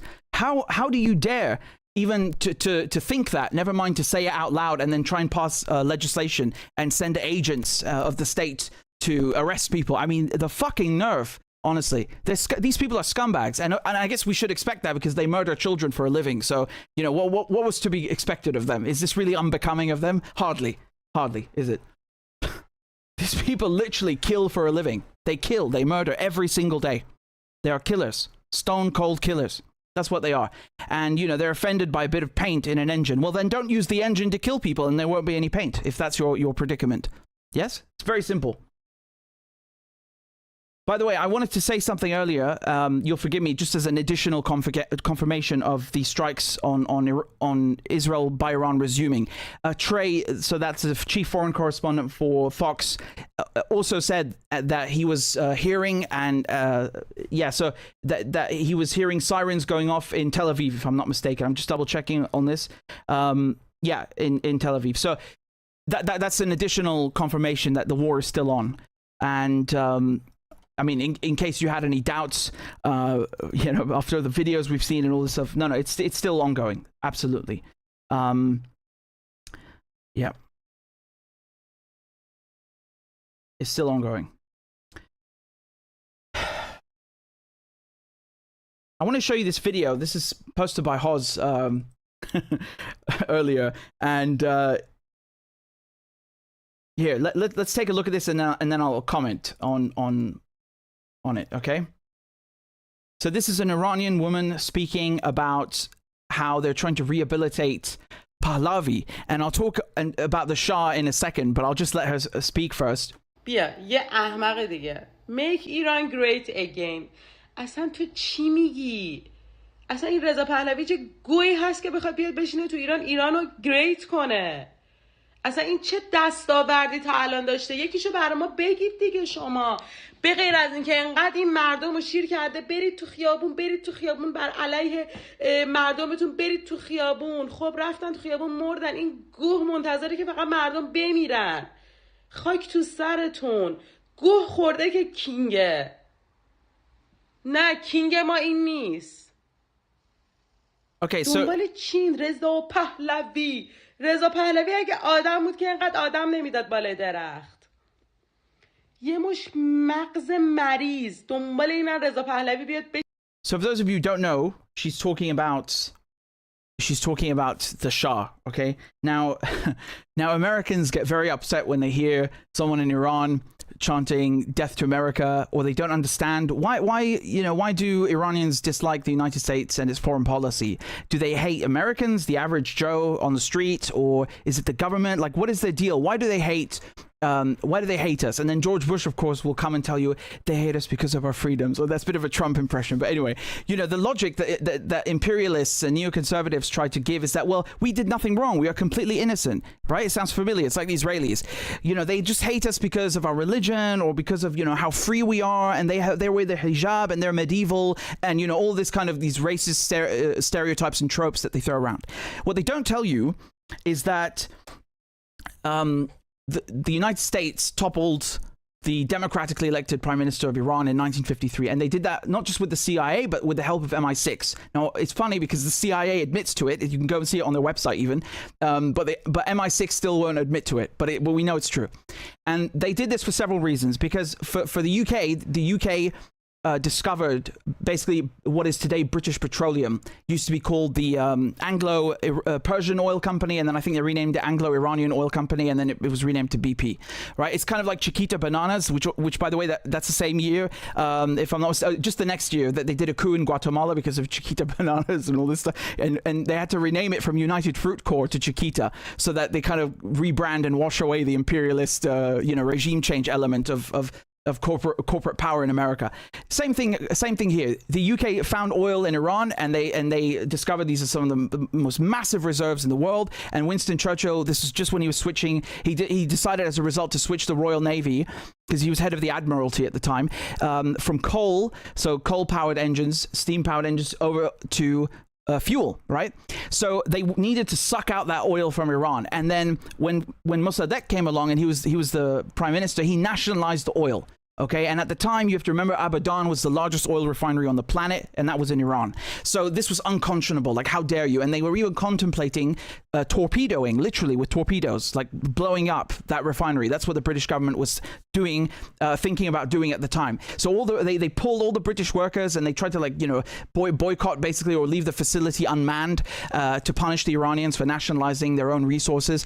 And so they came up with the idea of a coup, and they toppled Mossadegh. And who did they install? The guy that she's talking about, the Shah. Okay, so now you have, and this goes to show you that it's nothing to do with nuclear weapons. Now you have people on television, you have Donald Trump, you have the media class coming and saying, oh yeah, make Iran great again, like MIGA or MIGA. I think it's more like make Israel great again, right? Or greater Israel. And that goes to show you it's nothing to do with nuclear weapons, but it's to do with regime change. That's really what their goal is ultimately. And because you have to remember, the Shah in Iran did not symbolize democracy. Okay, when the Shah was in power, and again, he was installed by the CIA and by MI6 because he allowed the UK to steal oil, and the UK would steal so much oil they would cook the books. They would make Iranians pay, like basically not just pay in resources in oil, but then they would make them pay a tax on top of that, and then they would cook the books and not even show them. It was like a massive racket. They honestly, like, empires steal the best. They're so good at stealing, right? It's like criminal behavior on an unprecedented scale. And so that was the gain that Britain got from this. And the Americans turned Iran into a client state, kind of like what Saudi Arabia is today. So it's like the police for the region. They're going to have all our American jets and American guns, and they'll let us put bases there, and that's what it was. It was a client state. So both countries benefited from that coup. Iranians didn't benefit a fucking thing. As a matter of fact, the CIA went and trained the secret police, the Savak, for Iran, and the Savak were notorious for torturing people. The CIA has done this in numerous countries. They've gone in Latin America as well and taught multiple groups, how to torture people and just do wild stuff, right? So they helped put the Shah in place. They destroyed Iran's democratic government, and then they trained the secret police in torture in order to keep Iranians in line. I think that is the reason, as a matter of fact, I know it's the reason that Iranians dislike the United States, right? That is the reason. It's nothing to do with how free the United States is. They're not jealous of the United States. They just don't like being oppressed or interfered with or, controlled and having their resources and their money and wealth stolen from them. I think that's a pretty reasonable thing to want, isn't it? So that is the real reason. And that's how empires rely on ignorance. Because you ask an average Joe in America or someone in Europe, you're off the street, you ask them about this, they have no fucking clue. None. Even people who appear educated, who appear to have their heads screwed on straight and who dabble or engage or, work in politics and journalism, most of them have no clue about this. And it's basic history, right? They won't tell you this. They have no clue. It's just, it's the mullahs and the hijab and, people are so oppressed, Muslim, this and that. And then proxies, nuclear weapons, and let's bomb them, right? They're all reading from a script. It's so boring. It's so cheap and tacky. Just completely intellectually barren. No context, no understanding of the people they're dealing with, the people they're trying to murder, these tens of millions of people that they're trying to oppress again for a second, third time. Yeah. And again, Iran actually in World War II was invaded by the Allies. That's something else that you should know, right? So I think they're rightfully sick of having Western armies, governments, generals, spies tell them and dictate to them how to run their country. I think that really strikes at the core of the issue. It's got nothing to do with them being Muslim. It's got nothing to do with how free you think you are in your country. They just don't want to be attacked. Period. That's it. And also they have compassion for the Palestinians. That's what is that also a crime? Apparently in the West it is a crime. But that is really their concern for their neighbors, which again, the United States thinks that for its security it has the right to bomb people on the other side of the planet. Israelis think that for their security they can assassinate people across the planet and leech money off the West. But Iran can't defend its neighbors, its direct neighbors, Afghanistan, and which is to the east, and then to the west, Iraq. It's direct, immediate neighbors. It cannot defend them or help them. How does that make any sense? Why can't it defend them or help them? That's not a security concern to see a vacuum, a political and security vacuum in Iraq and then in Syria. That's a security concern for everyone. How many laws have been passed in the West, in Europe and America to restrict freedoms because of, the boogeyman Al-Qaeda and ISIS, which the West created. But Iran, which is literally on the border with Iraq, where Al-Qaeda is thriving thanks to America, where ISIS is thriving thanks to America, they can't do anything. They shouldn't do anything. What kind of fucking logic is that? It's infuriating, the double standards and the hypocrisy. It's really something else. So now they're trying to rehabilitate the Shah, or rather his son, because his father died. And what they don't tell you also about the embassy siege and all these things is that what they wanted in exchange for releasing the hostages was for the Americans to hand the Shah over for, a trial. And they refused to do that. But of course, you won't hear about that. Anyway, now they're bringing all these Western channels in the UK and the US, they're bringing on his son. Who the fuck is his son? Like she says, honestly, like who is his son? What has he done for Iran? Has he ever been to Iran? Because he's in exile, right? I'm not doubting that he's Iranian. He certainly is. But you understand my point. He hasn't really done anything for them. As a matter of fact, I think people have really nasty memories about his father being in power. So my point is just that they're trying to bring him on, all these Western news channels, and Trump is also trying to suggest that, they want to put him in power. You do realize that this guy's a monarch, yeah? His father was a king. There's no democracy under the Shah. On the contrary, there's lots of oppression and there's lots of exploitation by the West. But there's no democracy. It's not a parliamentary monarchy like in the UK. And even then, do we really have a democracy in the UK? No. But there's not even an illusion or a semblance of having something like a parliamentary monarchy. It's a straight up monarchy. It's just a king. And they're trying to raise, they talk about how undemocratic Iran is and how they need to be freed, with Western bombs. They need to be liberated of their lives, right? Like what? And replace their system of government with a monarchy. That's going to make them more free. I mean, just the level of stupidity and I don't know if it's stupidity. It's more like it's just more like vindictive, cunning, malicious, gaslighting. I think it's really what it comes down to. But that's what we're dealing with. Okay, that's what we're dealing with. And I think it's no wonder that after what Israel and the United States have done, you're seeing all these Iranians, even some people outside the country, even some people who are exiled or, people who are expats or people who are opposition, not all of them, but a good amount, a reasonable amount, enough that it's notable, currently and suddenly switching to this sense of national unity where they're like, well, screw you. No, we don't want American bombs or Israeli bombs on Iranian soil, actually, even if we don't like our government. And you're not going to use that as an excuse to come and overthrow or come and, tell us how to live and how to run our country and run our resources and how to simply exist. So it's just, once again, it goes to show you it's never been about nuclear missiles. And I told you that when they left the nuclear deal that it was working perfectly. Iran's breakout time was years. I mean, now it's probably months or 1 year maximum because they have IR-6s and IR-8s and they have so many centrifuges. But basically, the whole point behind leaving the nuclear deal was about capping and destroying their economy so they can't build ballistic missiles, which they're firing as we speak right now in defense or in retaliation in response to Israel and America. That's really what the goal was about. It wasn't about nuclear non-proliferation or a bomb. They knew Iran doesn't want to build one. They just wanted to make it defenseless. That's really the idea. It's to make it a defenseless country with no defense industry, no conventional weapons, no ballistic missiles, no regional support for other people that are also occupied by the United States and Israel. Cripple the region so it's easier to manage, easier to rob, easier to steal from, easier to control. That's what it comes down to.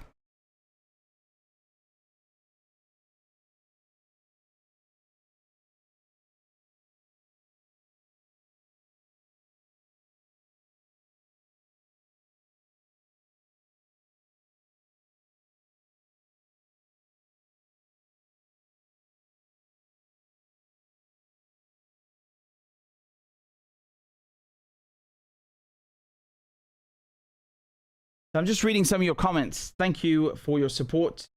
I'm very grateful. And just a second, I'm refreshing my email so I can see what you guys have sent. So we've got a couple of contributions here. This one is from just a second, it's loading.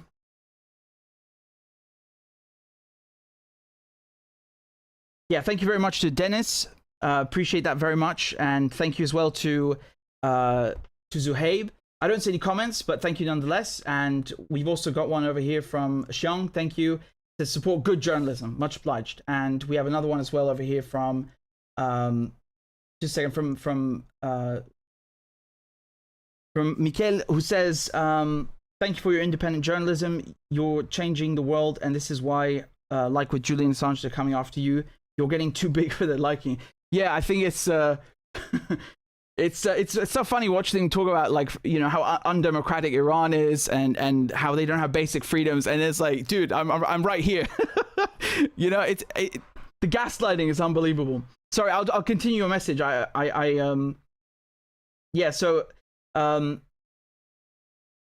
Equally, you're too important for us, global civil society, to let you be silenced. Thank you, and I appreciate that very much. And appreciate everyone who also pledged to come out on my bail date. It means a lot. And thank you. Yeah, you mentioned in honor of Gonzalo Lira and Jose Cuso and many others who were killed simply for telling the truth. I mean, look, I sometimes, I think of Gonzalo Lira and I cannot believe that they literally just murdered him in jail and the world like goes on like it's nothing. Like, I mean, these people will throw their own citizens under the bus if it means furthering their interests in Ukraine, or rather against Russia, and for Israel. That honestly, just shocking. It was evil. Really evil what they did.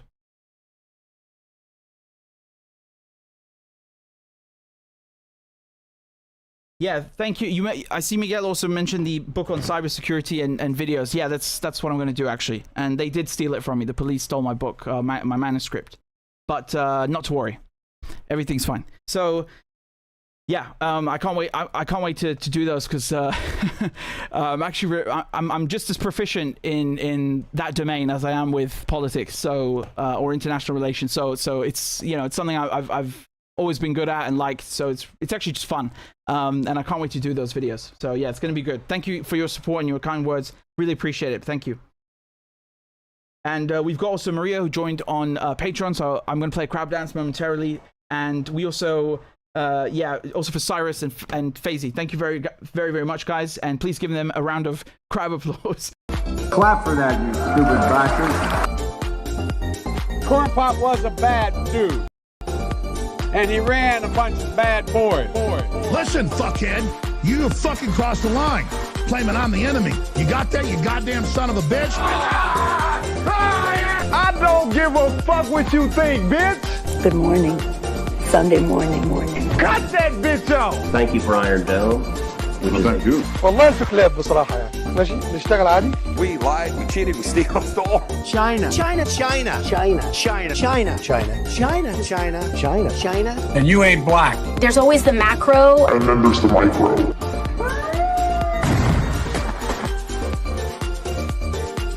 Do not come. Do not come. I'm gonna come. You talking to me? Ladies and gentlemen, I'll have 2 number 9s. A number 9 large. We got him. Because I have to do it myself. I know it's not. I've fallen and I can't get up.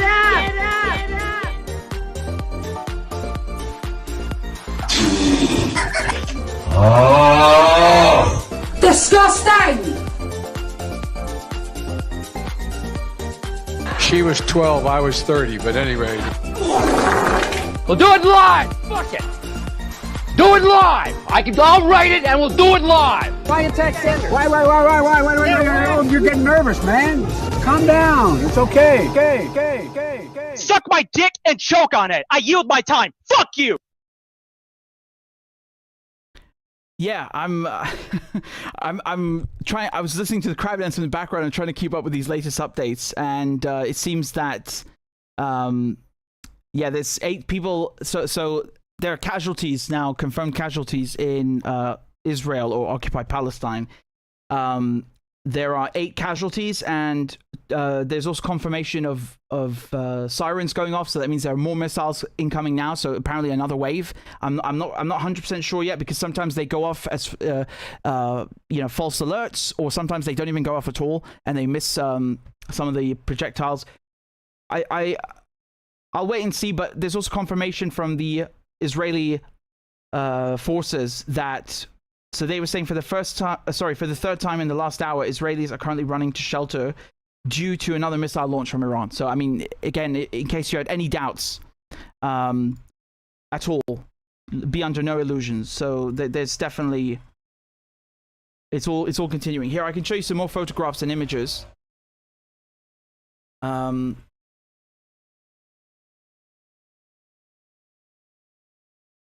Yeah, that book on cybersecurity is so big. It's so goddamn massive. It's really a behemoth. I'm not even sure how to publish it. It's so bloody big. I haven't trimmed it down yet. But it's really, really, really, really, really big. I don't even know if it can be printed, honestly. It's a behemoth. Anyway, back to the images. You should be able to see them on your screen in just a second. So this is this is the aftermath of an Iranian missile landing in occupied Palestine. Okay, not sure exactly where. It could be Be'er Sab'a, and this is a video filmed by Israeli settlers in Be'er Sab'a.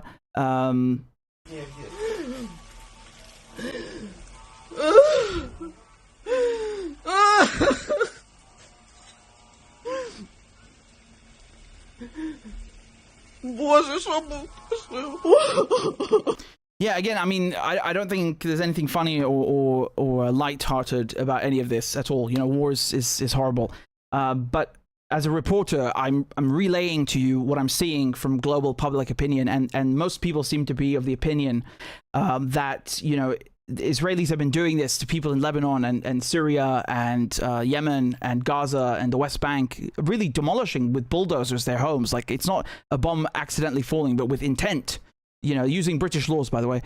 So for so long that they have no right to cry when this happens to them. Obviously, I think anyone who has a home blown up has a right to cry. But, you know, the point here is that these are not their homes. That they belong to Palestinians, and they were stolen from them. And in addition to the fact that they didn't just steal these homes, but they then went and bombed the refugees that they created. I think that is where public opinion seems to be at right now. Okay, not my words, not my sentiment. I'm reporting. Okay, I'm doing nothing more. And the casualty number of casualties seems to have risen from 8 to 13 in Be'er Sab'a, or Beersheba as they call it, or bastardize it as. And there's a bunch of people still under the rubble that are missing as well. And I think it seems to me that this is all happening in that one building that we looked at that was destroyed in the strike. And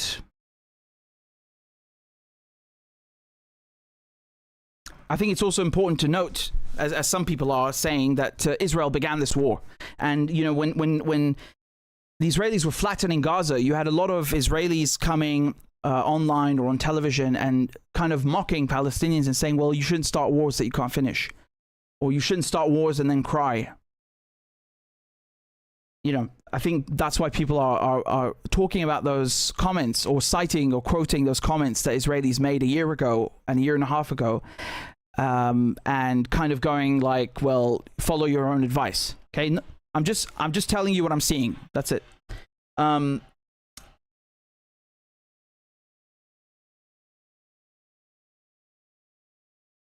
Yeah, most people, honestly, from what I can tell, all across the world, really all across the world, like in Africa, in the Middle East, in Latin America, you name it, right? In the West, in London, in Australia, they're all cheering for Iran. And I think that stems, I don't think it's far-fetched to relate that to Gaza, because people are openly saying it. They're saying, you know, like, it's...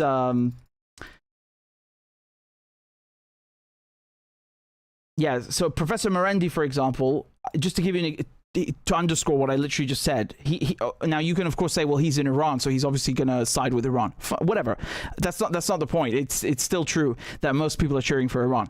But he says, for example, that this is for the raped Palestinian prisoners in Zionist dungeons. So he's referring obviously to what we saw at State Ayman. He's referring to you know, this. It's not just unique to State Ayman, by the way. I mean, there are videos. There's a documentary about women, Palestinian women who were raped, you know, forced to strip. One of them was forced to do like things with her father, even by Israeli guards, and it's really fucked up, honestly. And that was in the West Bank, I think. I don't know where exactly it was. I forgot now. But this is something from the 90s, you know, from decades ago. Really, really horrifying stuff. And these women were brave enough to go on camera and then talk about it, even, which is, you know, really, really difficult, and provide that testimony about Israel's crimes. And there's always a lot of rape and like really deranged stuff going on.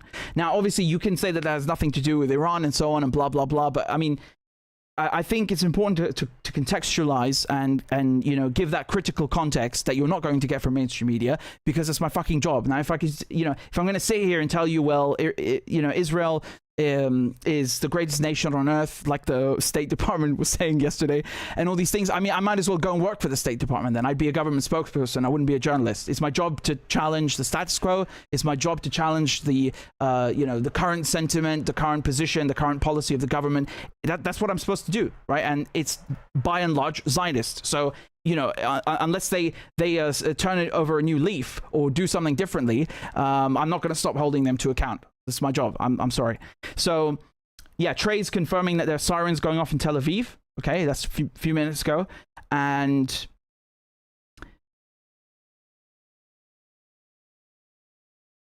I find this extraordinary, extraordinary how, and extraordinarily stupid how Donald Trump was trying to give Iran a deadline and then giving Israel like more time to bomb them after they stop. I mean, I'm bewildered and mystified by this. I've never heard of such a proposal in my life.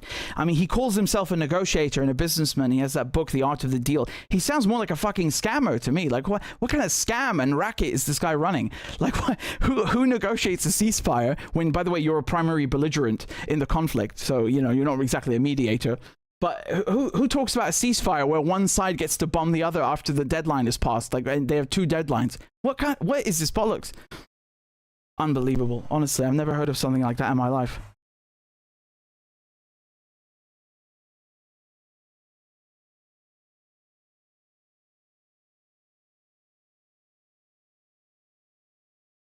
I think it's worth pointing out as well.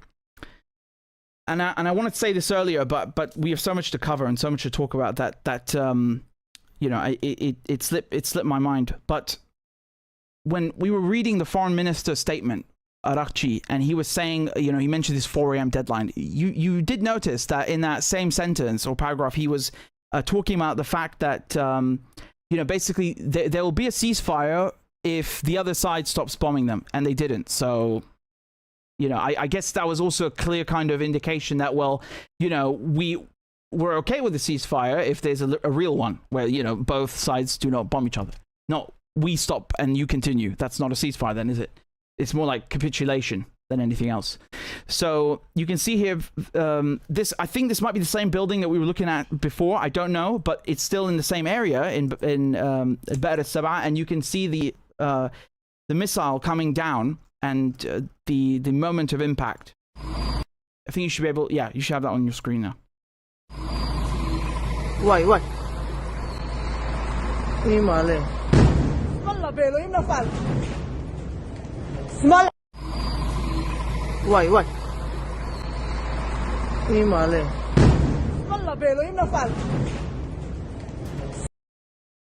Yeah,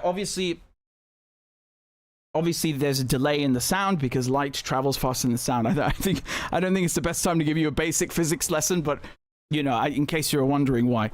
Anyway,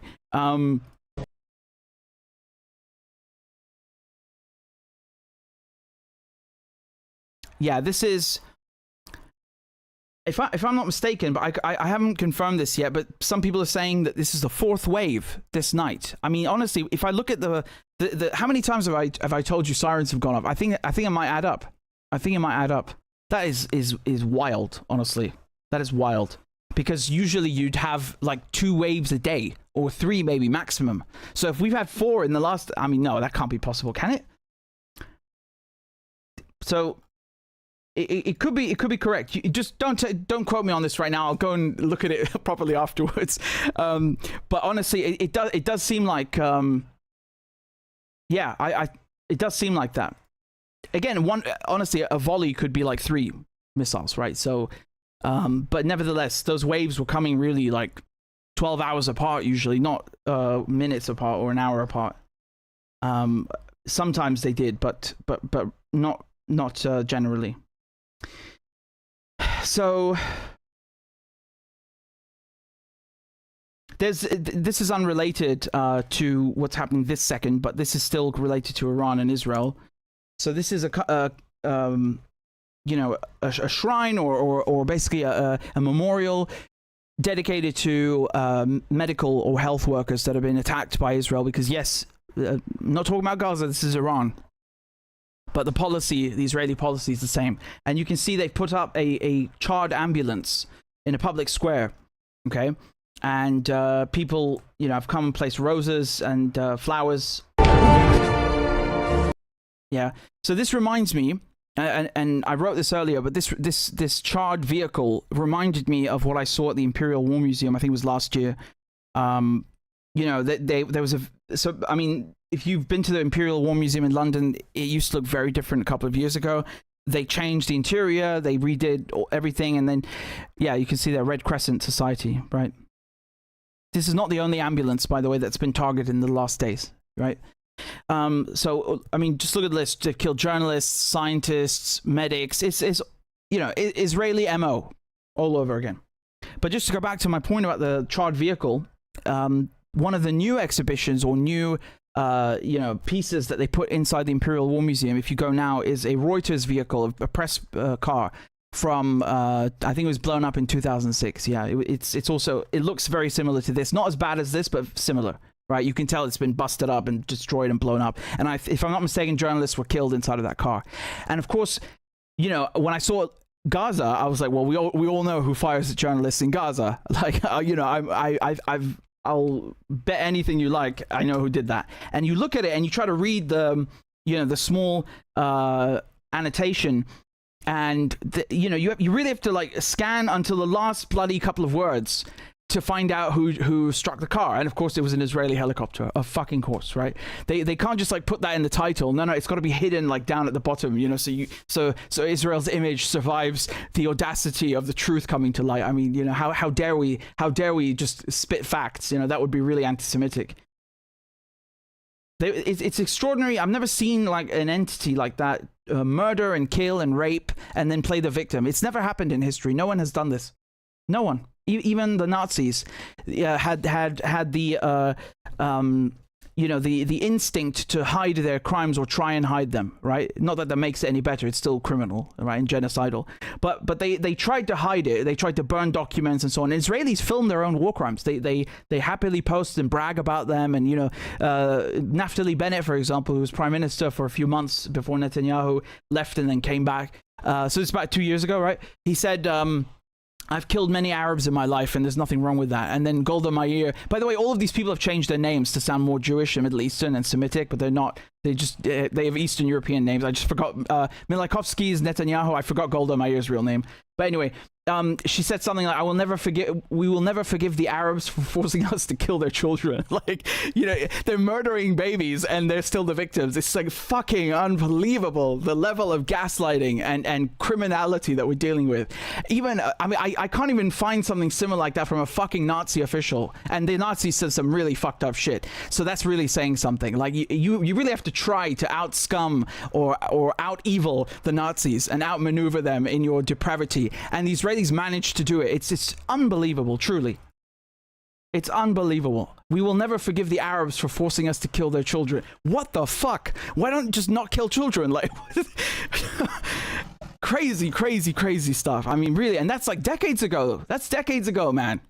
Yeah? But hey, female prime minister, right? Democracy, the only democracy in the Middle East. The Arabs could never. They make us kill their children, right? They're so evil. God, it's crazy. I swear it's crazy. Okay, so Elijah, who I personally, I don't know if he's watching right now, but I personally consider him perhaps one of the only reliable people on or Westerners on the Middle East. Okay, and he is saying, he's confirming that this is the fifth wave of Iranian strikes now.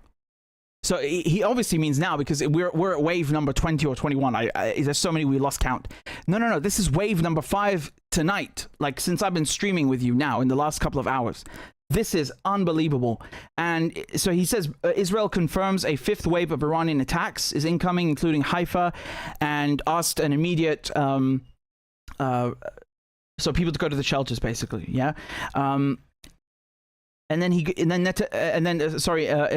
is saying Netanyahu's definition of Israel is safer, quote unquote, is spectacular. I agree, because I spoke to this yesterday or the day before about how the Israelis claim that Israel is the safest place on the planet for Jews. Is it really? I mean, you're using them as human shields and won't let them leave, and basically forcing them to face rocket fire, ballistic missiles, so you can keep a colony. I mean, that's you got an interesting and a confusing way of or definition rather of safe, in my opinion. Okay, and I think many people's opinions, and many Jewish Israelis or just Jews generally who are anti-Zionist or simply have thinking, critical thinking skills, will tell you exactly what I just said. That actually, Israel's probably the most dangerous place in the world for any Jew, and I think it's worth mentioning as a side note, as in parenthesis as well, that Jewish communities in the Middle East that were living in harmony and in peace with other people, whether in Damascus or Baghdad or in Yemen or in Cairo, in Egypt or in Aleppo, were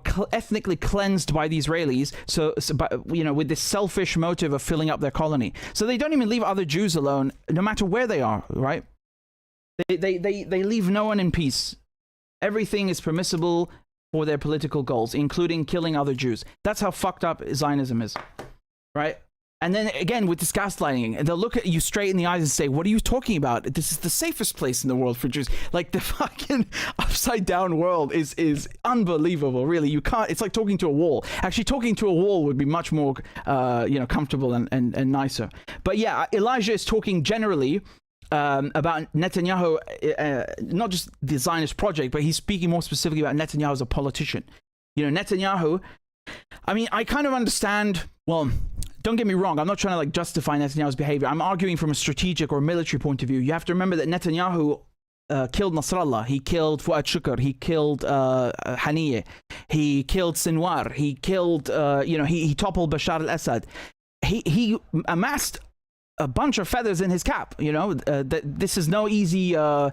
The Israelis have been trying for generations for, I mean, they don't have that many, do they? It's like 2 or 3. But they've been trying for decades to get rid of Syria. They always wanted to get rid of Syria because it's the land bridge between Iran, Iraq, and then Palestine, Lebanon, or Lebanon, Palestine. They've always wanted to get rid of Iraq, and they did that, and they've always wanted to get rid of anyone who opposed Zionism, and they succeeded.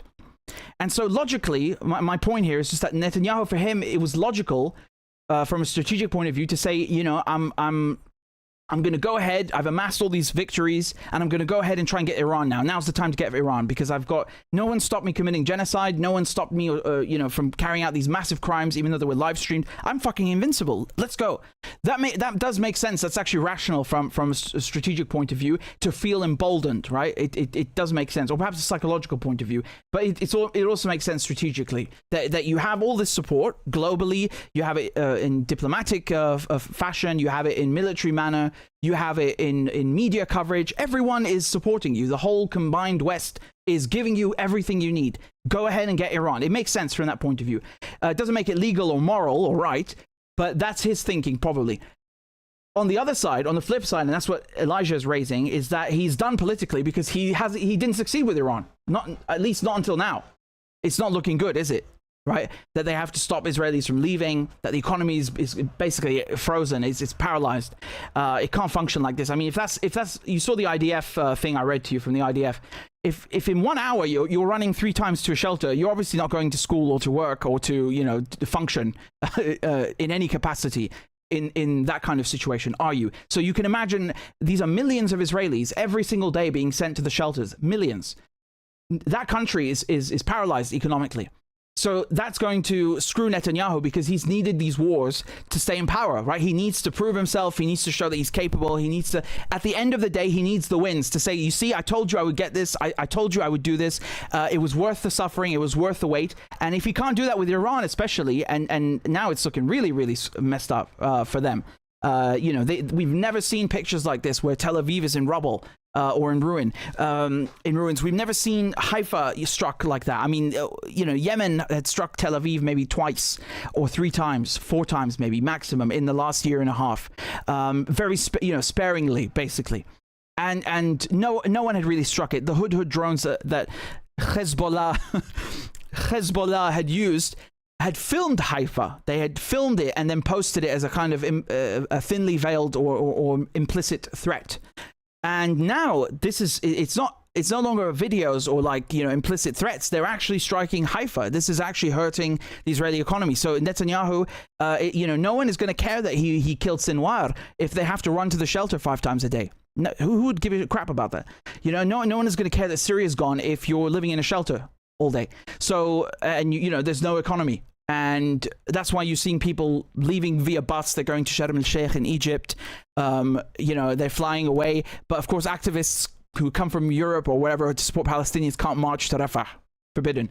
But if you're an Israeli, you can use Egyptian transportation and infrastructure to go to Al-Qahira, to Cairo, and then fly off, because you can't do it from Ben Gurion.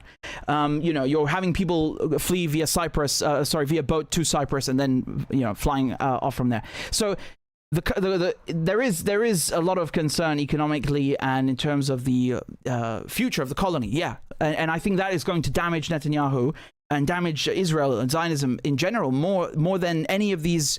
More than any gain will benefit the Israelis after taking out Syria and taking out Hezbollah or significantly reducing their operational capability and so on. Right? I think that's a fair assessment. I think that's a very, very objective and fair assessment that he was right in one, not morally or legally, but he was right strategically to say now's the time to go for Iran because I've just finished with all these. It's like kind of like there's all to propose a counter argument. There's that phrase we have in English of basically getting out while you're still ahead, right? So someone who's perhaps a bit wiser would have said, I've had enough. I've not had enough, but I've gained enough, or I've won and accomplished and amassed enough victories. I'm going to bow out now humbly. And just disappear from politics and leave it as it is while I'm still ahead, basically after I won all of these gambles. But he chose to say, no, I'm going to capitalize off of the wins, which is basically the counter argument, and I'm going to go for it right now because I might not get another opportunity. The Israeli prime ministers after me might not get that opportunity. We might lose the public opinion in the West. We might lose the support from the West one day. We have to do it now. So yeah, it makes sense. I understand why they did it now. Especially after taking out Syria. I told you, Syria is the key, and these are not my words, by the way. That former chief of the Mossad will tell you, Syria is the key to peace in the Middle East. You get Syria, you get the Middle East. That's how it is. Just look at it geographically, right? Look at it politically. It was the only Arab state actor in the whole goddamn region that was officially opposed to Zionism. Everyone else had capitulated in one manner or another or was infiltrated. Syria was the only bulwark that was standing, literally, standing up to Israel right in their faces. So they had to get rid of it. And once that was done, I told you the Iranians are next because Iran is a much bigger beast, so to speak. I start using this dehumanizing Western language, the beast and all this stuff. No, but to use the idiom or the expression, it's a much more difficult task or obstacle to negotiate than Syria. And Syria it took 50 years. Okay, I know people think of it as just the war that lasted 13 years or 2011, 14 years, right? But no, it's much longer than that. The Israelis specifically have been trying to get into Syria and infiltrate it for decades, since the 60s. They really, really wanted to take it out. Look how long it took them. And look how long America has sanctioned Iran. Look how long Iran has been under pressure diplomatically from the West since the revolution in 79, since they got rid of the Shah. So these people are fucking adamant. They will stop at nothing. They will do what it takes to take you out. They won't stop at anything.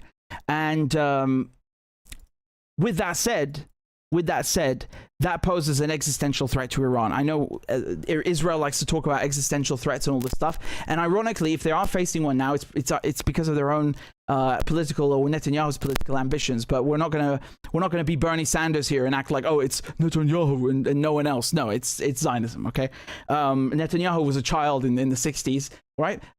I don't know his birth date by default, but in the 67 war, right? That's 60 years ago, right? He was a child. So they went and took Jerusalem and they took the Golan Heights. They've always been about expansion. And Ben Gurion in the 30s wrote a letter to his son saying, we're just going to we'll take whatever they give us at the UN, whatever country or slice they give us to the Middle East, and then use that as a trampoline, as a lily pad, as a jumping, or as a platform to basically go and take more land. So that's Israel's first prime minister, one of their founding fathers, right? Writing that to his son in 1937.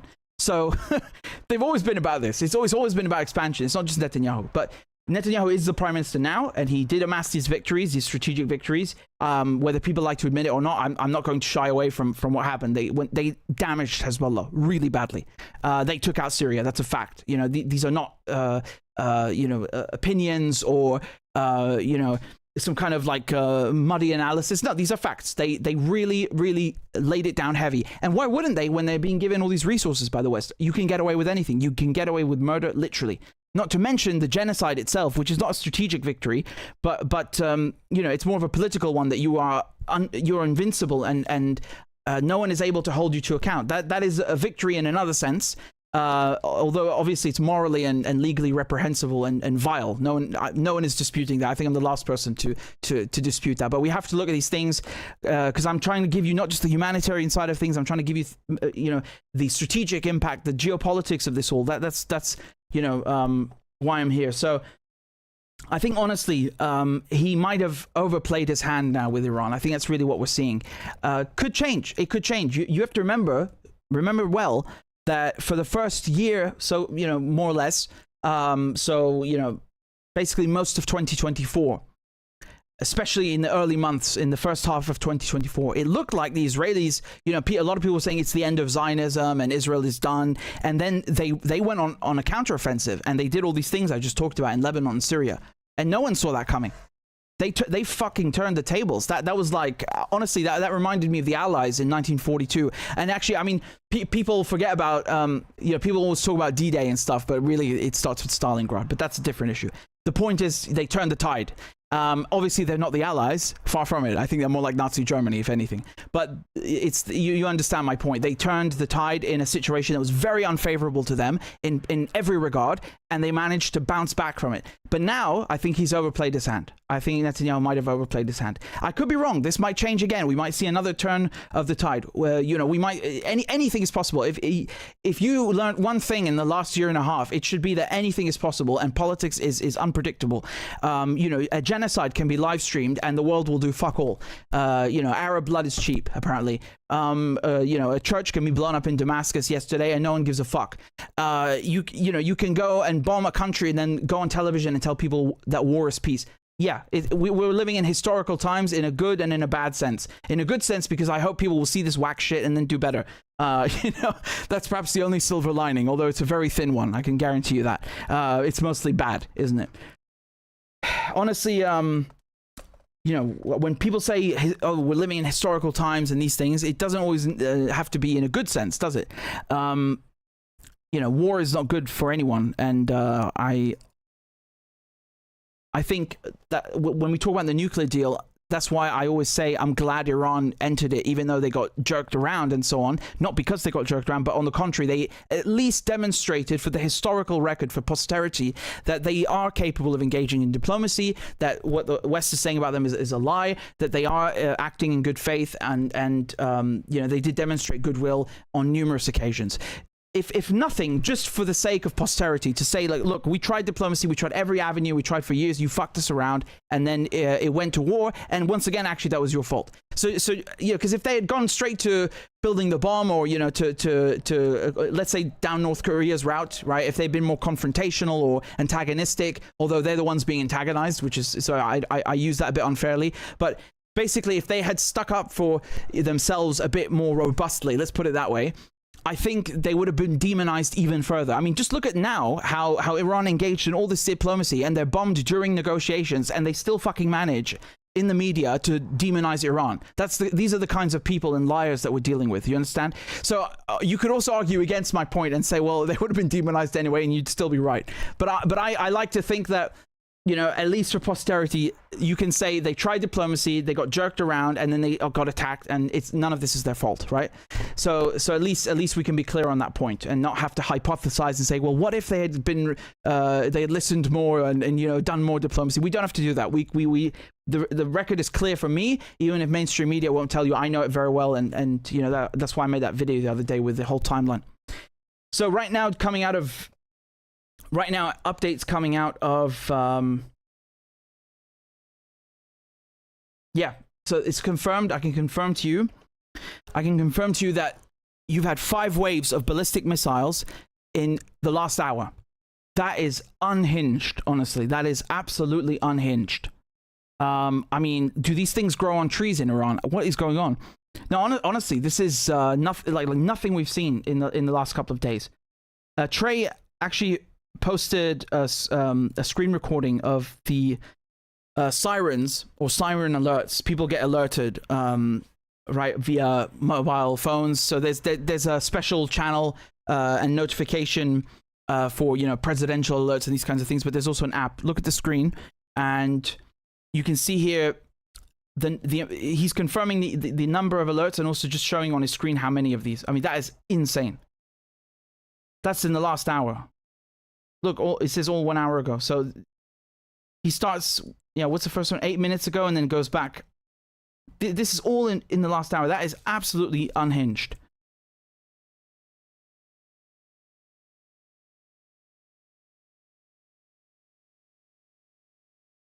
Wow. I mean, I'm shocked, honestly. This has been quite a roller coaster of a stream, hasn't it? I started out with telling you, oh yeah, there might be a ceasefire. No, there is a ceasefire, and then no, there's no ceasefire. Jesus, I mean, it's really crazy, honestly. What a roller coaster.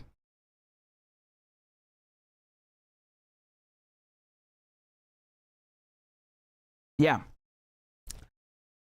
No, it's I'm still wondering whether that was a bit of tongue-in-cheek from the Iranians, where they, like I said earlier, I suggested maybe, again, I'm purely speculating, but maybe they adopted that American playbook where they're like, yeah, there's a ceasefire, diplomacy, and then they just bomb them. That, I don't know if that was on purpose, if that was what happened, or if it was tongue-in-cheek. I have no idea. But it would certainly be ironic. It would certainly be ironic to kind of use their own playbook against them, or kind of turn the tables. Again, it's not really nice war is not nice, obviously. It's more kind of like just the tongue-in-cheek of it. I'm just wondering if that's what they did. But it's not their style. It's not the Iranian style. They never screw around like that. So I really don't know what happened. I still don't know why the foreign minister said there's no ceasefire, and then an hour later, changed his tune. I don't know what the hell's going on. Besides, when I find out, I'll tell you. There's no need to hypothesize anymore. Okay, I think we'll.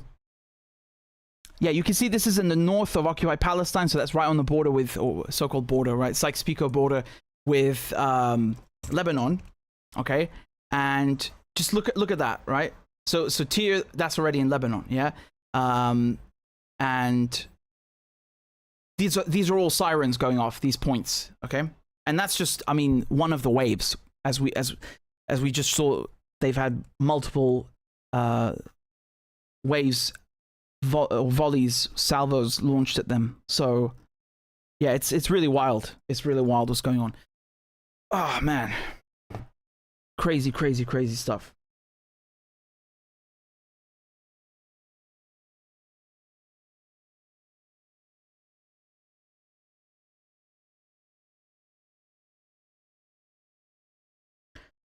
Yeah, thank you to Julie, thank you to Tanya, and thank you to Fernandez for joining on Patreon. I'll play you guys a crab dance. Thank you very much. And we also have a donation contribution on PayPal. This one is from Ali, who says, very sorry for the low donation. Don't be, thank you. And then, love your journalistic integrity. Can I request a mind-blowing video after you finish your stream? Oh, that you watch one. Okay, it might give you some insight into humanity. What's it called? Terrifying. Okay, I'm glad you sent me the title, because I can't click links, so I will search for the title. Thank you for that. And I'm very grateful for your support. Thank you. Clap for that, you stupid bastard. Corn Pop was a bad dude. And he ran a bunch of bad boys. Listen, fuckhead, you have fucking crossed the line, claiming I'm the enemy. You got that, you goddamn son of a bitch? I don't give a fuck what you think, bitch. Good morning. Sunday morning. Cut that bitch out. Thank you for Iron Dome. Thank you. والله انت كلاب بصراحة يعني. ماشي نشتغل عادي. We lied, we cheated, we stole. China. And you ain't black. There's always the macro. And then there's the micro.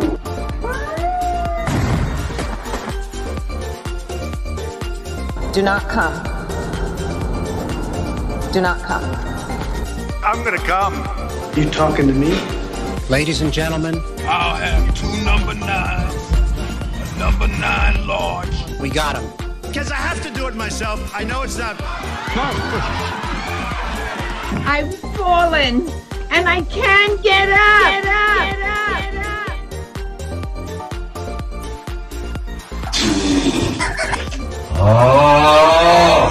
Disgusting! She was 12, I was 30, but anyway. We'll do it live! Fuck it! Do it live. I'll write it and we'll do it live. Why you text Sanders? Why? Oh, you're getting nervous, man. Calm down. It's okay. Okay. Suck my dick and choke on it. I yield my time. Fuck you.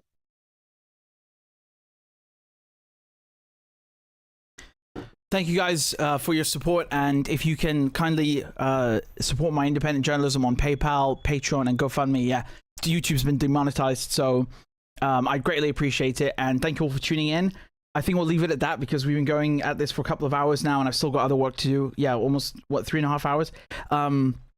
And yeah, I've really got a ton of crap to do still. But I'll keep streaming, obviously. Every time there's a major update, we're back on. Everything is yeah, there's more sirens confirmed a minute ago. Anyway, I'll keep streaming and probably be live soon again today or tomorrow. So thanks to all of you for tuning in. Thank you for watching.